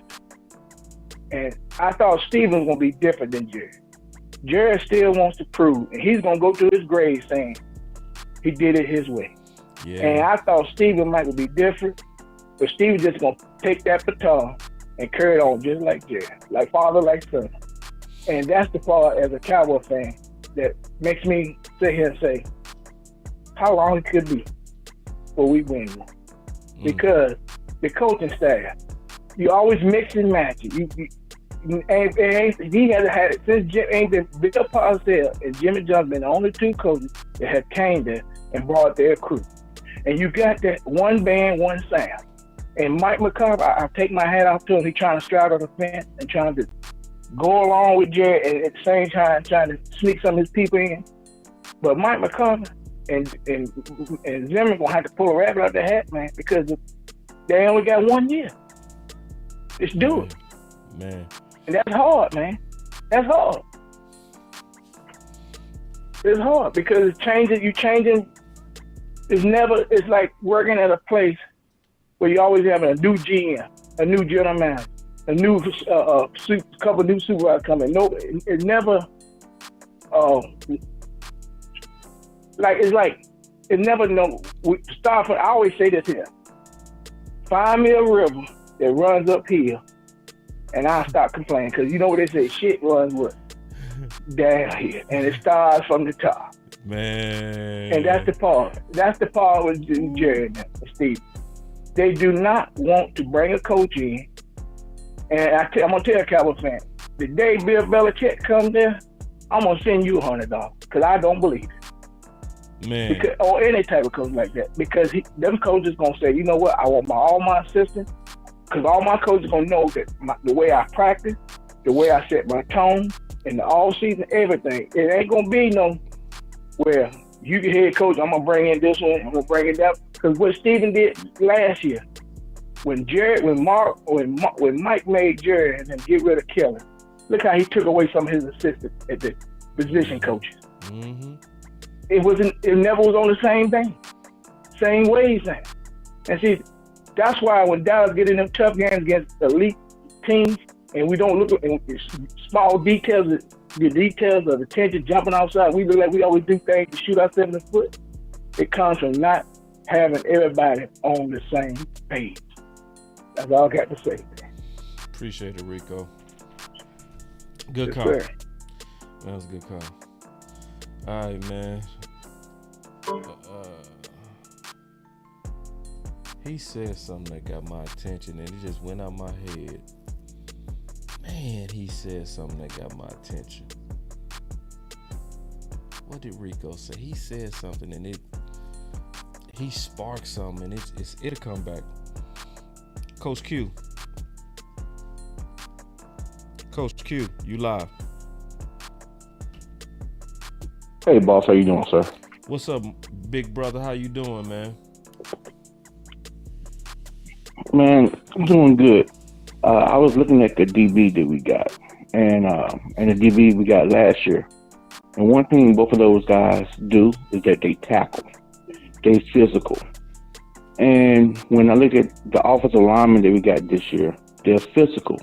So if you had any doubts of who our offensive line coach wanted, you can see who they want. Even the guys that he have now in Bass and Hoffman, they physical. And so if you looked at their scheme last year, and I went back and looked at some of your shows you and the OC did, it wasn't necessarily our scheme. One thing I kept saying was that we wasn't getting up to the second level. That had nothing to do with the scheme. It has to do with the player. And I think this year we have the players that can get up to the second level that's going to help with the scheme. Because when I was looking at their shows, the OC was right. If we just get to the linebacker, our running back has been gone. So it's not necessarily I want them to change the scheme. We just need to get better players, which they did. And one thing you kept saying, boss, in particular was Tyron, he lost a couple of steps. Getting to the outside, he wasn't able to reach like he used to. And when he did, he didn't have the power. You made mention on that show of him getting pushed back. When you get pushed back, it messes up your run scheme. And so, dude, yeah, he can pass block, but his run blocking skills had diminished because of the knees and all the wear and tear on his back. He just wasn't there. But the guys we got in Guyton and BB can do that. They're physical, they're athletic, and they can get to that second level. Because that's where you have the explosive plays, is being able to get on the second level. And then on top of that, he doubled down. Watch my words. We're gonna be running more 12 personnel. Why? You got one of the best blocking tight ends in the rookie free agent that we got from Minnesota, the guy you was talking about. Yeah. So, dude, you're gonna have Ferguson on one side, him on the other side. Now, guess what? In 12 personnel with your new revamped offensive line, you can do play action and you still can run the ball. Now, if it's me, boss, if the 7th round pick or if Bass makes a jump, people gonna be mad at me and you, boss. But you said this early on. It might be time to see if we can trade our right guard. It might be time to see what you get for him. Because guess what, boss? Me and you both know we're not bringing him back next year. And you have already showed your hand, Jerry, that you're not trying to win this year. So you might as well get what you can. Yeah, I will see how the season play out first. Mm-hmm. And see how he playing first. Those are the two things I need to see. Yeah. Yeah, but like I said, I mean, because I thought when you said it. Because see, he declined. Mm-hmm. He declining. And yep, he is. When they start declining and a young bull is ascending, you want to get value for him. The only problem though with Zach Martin and this team is not that committed to winning. No. You got to be real committed before you let go of a name that good. You know what I mean? Now, San Fran, they was committed. So they got rid of a lot. They got rid of Montana. They sent them on. And everybody knew this is the San Francisco way. But these Dallas Cowboy corporate fans, see, the fans are corporate too. We be talking about that front office is corporate. That's right. The fans corporate. The fans, if you got rid of Zach, it was fans trying to protect T. Smith. Oh, man, I don't know about that. I don't know about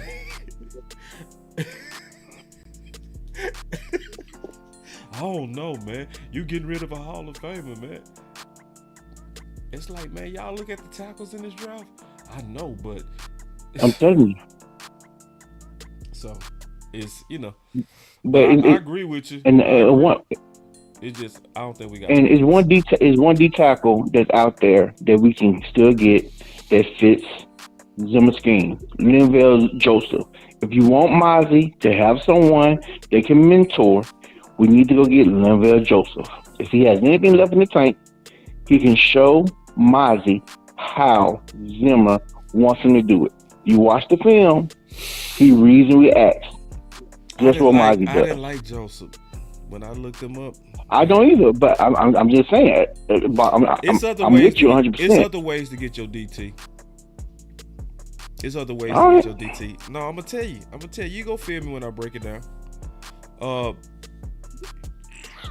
Number one, you can wait.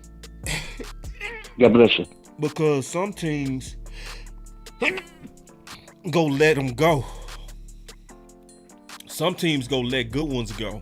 You know how we was keeping our eye on the Browns? Because they already had 4 quality DTs.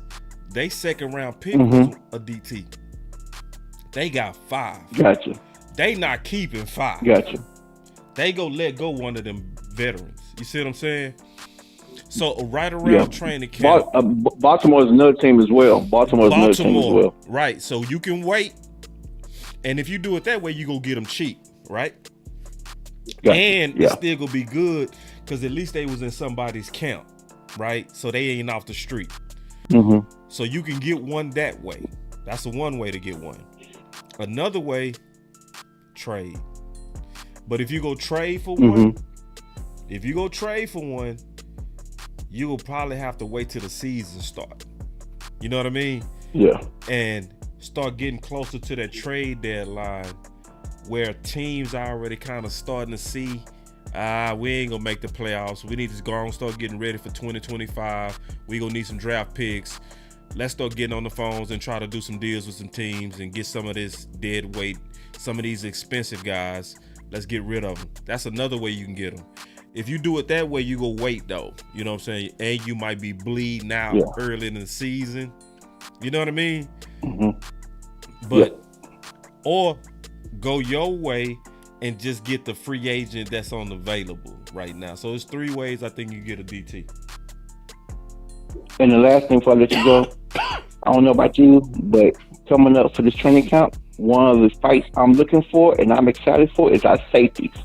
I can't wait to see Bell, Wanye, and Izzy go at it. Yeah, me too. I can't wait. I think Zimmer. All right, boss, I'll let you go, sir. Okay, bro. That's a good call. We got one more. I need to get some sleep, boy. Common sense. OG, triple OG. What's going on, baby boy? What's up, big bro? I ain't nothing much. Hey, I can hear you sneezing and stuff going on, so I'm gonna make it quick for you. Just on the draft, I like it and I don't like it at the same time.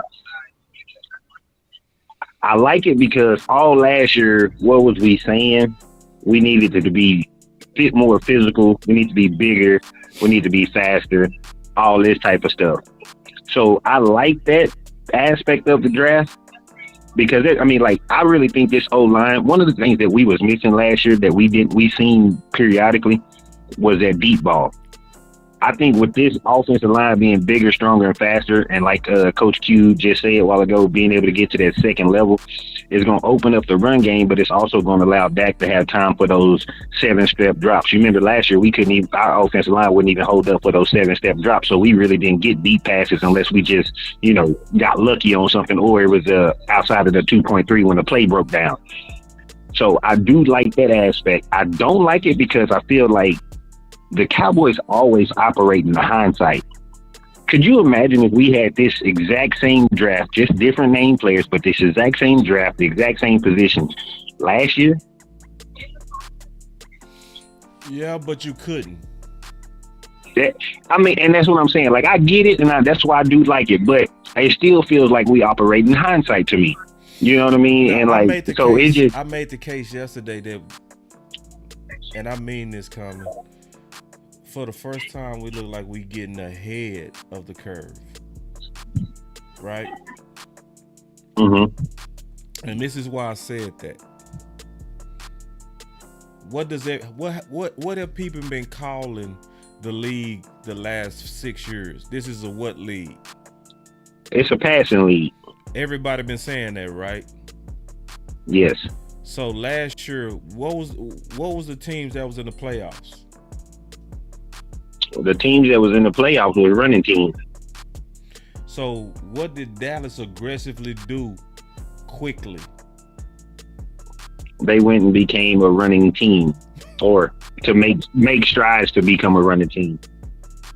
That's why I say for the first time. That's why I did that show yesterday. Like I see growth. You know what I mean? Right. Because I think you're right. Historically, you're right. We've been behind. But when I see them say, okay, we're going to attack these itty bitty linebackers because this team, the NFL became a passing league. So guess what? People started to invest into tweener linebackers, 3 safety packages, big nickels, corners, and you know what I mean? All these athletes. But now it's like, now y'all got some little chess pieces out there. Let's get real big. Let's bring back the fullback. And let's start bullying them little dudes. Dallas has positioned themselves to be ahead of the curve. And I get everything you just said, and I agree with you on a lot of it. However, just on my standpoint, I feel like it's still hindsight because yes, that's what happened last year, but we can quickly see that other teams have done the same thing that Dallas did. So this can turn around and become right back a passing league here this year or next year. It's cycling. It is. You know what I'm saying? And so but what we want, we want them to be ahead of it either way. Right. And that's what I said. Like, I want them to be ahead of it either way. I don't want them to be on the tail end. Like we talk about hindsight. You doing all this after You just got beat by the run game. You know what I mean? Like, you just got beat the last 3 years. You got beat in the playoffs by the run game. You know what I mean? And so, like, to me, it's still hindsight. But I do get your point. No, but that's just you right. No, on what you just said right there, you so right. So, well, that's what I'm saying. Like, this is what I mean by that. So Mhm. obviously, we got our foot on the gas, and we be putting our foot on the brakes. So we Right. still not maximizing the car. So when it comes down to building the offense to be able to run the ball, you doing good. But when it comes to stopping the run, you still goofy. So your car Facts. not. You see what I'm saying? Like, you still over here. Yes. So now you right. Yeah. Yeah, and that's all I say. Like, man, it's hard for me, like, because I mean, I ain't gonna say it's hard for me. It's your fault. I've never thought about the Cowboys like this until I start following your channel. So I gotta say it's your fault. So I gotta think in between the lines. I'm not as deep in the investigative part as you, but I still be looking at stuff at a different aspect, which is why I subscribe to your channel and been on your channel for 3 years now.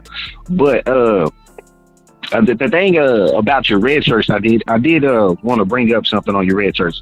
Do we only have 4 red shirts on it? I mean, 4 bastards on the team right now?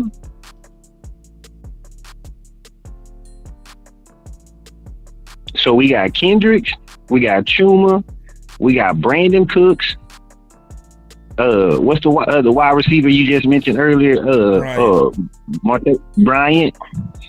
I was gonna say Hooker, but you made a valid point earlier that they coveted him in the draft, so he's not technically a bastard. He's a bastard, but he's not viewed as one. So if that's the case, if we only you say who? No, I said well said. I'm hearing your case out of you killing it. Like, yeah. And so the way I'm looking at it is like you've been saying, like, they have weaned out all the bastards, bro. They literally have, and in the blink of an eye. So, you know, like in my thought right now, they basically fired the bastards last year while they was on the team. Right. You know what I'm saying? And then they just weaned the rest of them out, you know, this year. But you know, the Dante, you know, the Fowler to fire these dudes. Yes, and that's what I said. So that to that point, I say this: I 100% agree with the red shirts all in, because we got red shirts on our team already that we all depend on. We didn't see Donovan Wilson until what was it? Will Cox or Xavier Woods left, one of them. I can't remember which one for sure, but we didn't really get to see who Donovan Wilson was. It was it's that coach they got right now. What's that coach from Boise State? Is it Thompson? Darren Thompson? Yeah, they believed in Darren Thompson, goofy sales. Right, but to that point, you know, that Donovan Wilson was basically a red shirt, you know, so he had to get somebody out the way before we had to get somebody out the way for we can see him. Had to come right down. Yeah. And then another person is one that you coveted for the last 3 years, really, and one of your main talking points was Jaron Kearse. He was a red shirt over in Minnesota, but he got to come over here and showed out for us. Right. So just by those two scenarios, I'm always big on, you know, you don't know who's a big name until you give them a shot. You know what I mean? So if we had to get those guys out the way, I mean, and we can't sit up here and say the Cowboys don't draft well and they don't develop well. And another thing to that point, it just popped in my head. I'm sorry. Another thing I do like about the draft is that even if the coaching staff is not here next year, the players we drafted this year are still going to be able to produce for us for different coaches. I do honestly feel that for who the at least the first 4 picks we got for sure. No matter what type of coaching styles and coaching trees we get in here, that is gonna work. But like I said, I am for the. Well, fight with me. Talk to me. Help me understand it. Pick 2, very D coordinator dependent. pick. Okay, I can see that. But everywhere else, I think you're right.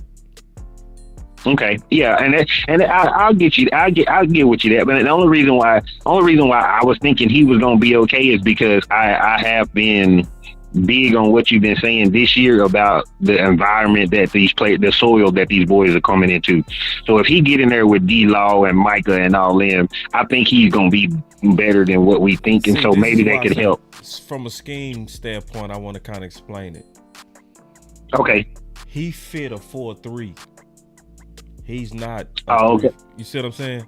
He's not an outside. So because he a hand. So you saying this? So because he a hands in the ground type of edge rusher or whatever. So if he comes with somebody else with a 3-4 defense, he might be a little obsolete, or he has to change too much to be effective for us. Yeah, because remember when we got Quinn, Robert Quinn, we got Robert Quinn because Miami was moving to a 3-4 defense. Yeah, she's right here. So you're right. I remember that. Yeah. Okay, so that makes sense, and I agree with you on that one. I agree with you on that one. But, and see, notice that ever since we got Dan Quinn, we never got the fullness of Tank again. See, Tank finna go back off because he really fits a 4-3. Right. And remember, he built all his moves off his hand being in the ground. You know what I mean? People don't understand that a lot of Tank stuff was about timing. You know what I mean? Right. So, and he built that from, because he was, he been working with trench warfare. You know what I mean? Mm-hmm. So that's who prepared him. And so now you had Dan Quinn who had him standing up, going sometimes in the 3-tech, sometimes got the hand in the ground. See, if they run a traditional 4-3 or a 4-3 under, watch how Tank go crazy. People thinking that our second pick gonna be able to replace him. No, it ain't. Cause they gonna want to keep Tank again. It's gonna be a restoration of Tank career. Mark my words. It's gonna be a restoration. In sacks too.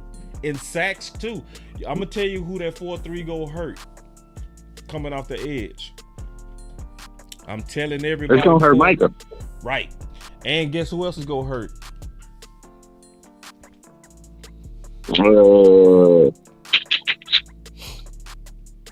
Sam Williams. You think it's gonna Sam? You think it's Sam? Yes. I think it's Sam. Did you hear Sam interview the other day from the Reliant Energy thing? No, I ain't heard. Because remember they were talking about. He said something in there. I mean, like. Remember they were talking about them trades with. They were talking about Dan Quinn got some people that don't quite fit. Yeah. And see I'm gonna do a whole show on it. I'm gonna do a whole show on it because you got to be able to show the principles of each defense. See, because I did it a long time ago, but I didn't really have no views, so nobody watched it. This was when we first started, but we did an in-depth show about 4-3, 4-3 under, 3-4, all that, the types of guys and how they fit and why, the body styles. You know what I mean? So we gonna do that again. Yeah, do that show. That'd be a good show to do. And I'm gonna do it within a week because I already got it ready to talk about that. I don't want to give it away, but I give a little bit. There are some opportunities for the Dallas Cowboys to get better if they made some straight up trades with Washington. They could. Like, go ahead and I'ma say it now. Maybe I should hold it. But I'm thinking, what does Zim need? DT, right? So it's like, this gonna sound crazy, but it's not. Armstrong actually fits more of a 4-3 edge, defensive end. Mm-hmm. If you swapped Sam for Armstrong and got Ridgeway, get your boy back. Because now you'll be getting him back going into year 4. And he technically still one of your guys.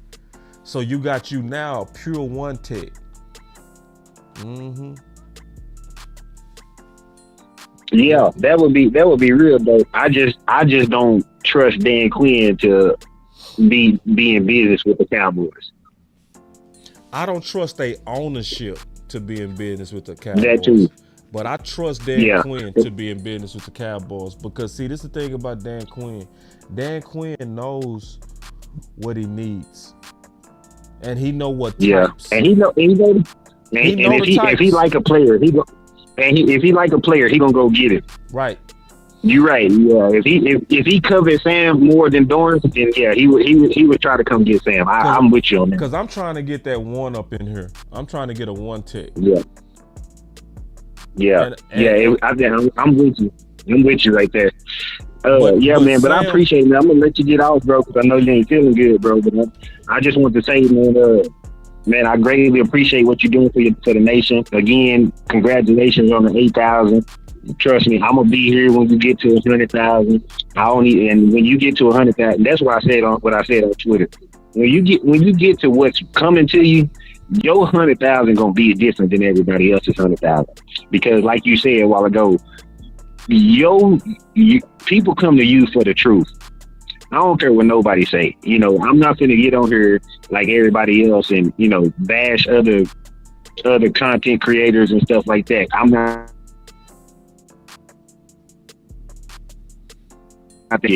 But I do want to tell you, man, I greatly and humbly appreciate you for always staying humble, staying loyal to yourself and your vision for your channel, and also the brotherhood that you create within the content creators. Like, I'm not even gonna lie, seeing that live with you and Landlord on Boss Land today with y'all together, that was so dope to me.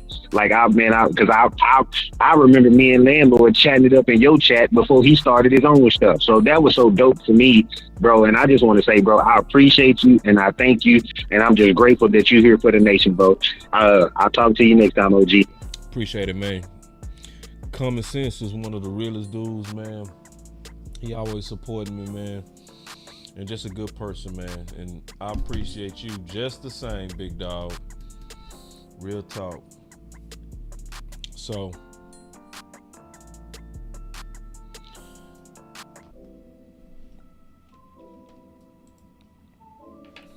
all in.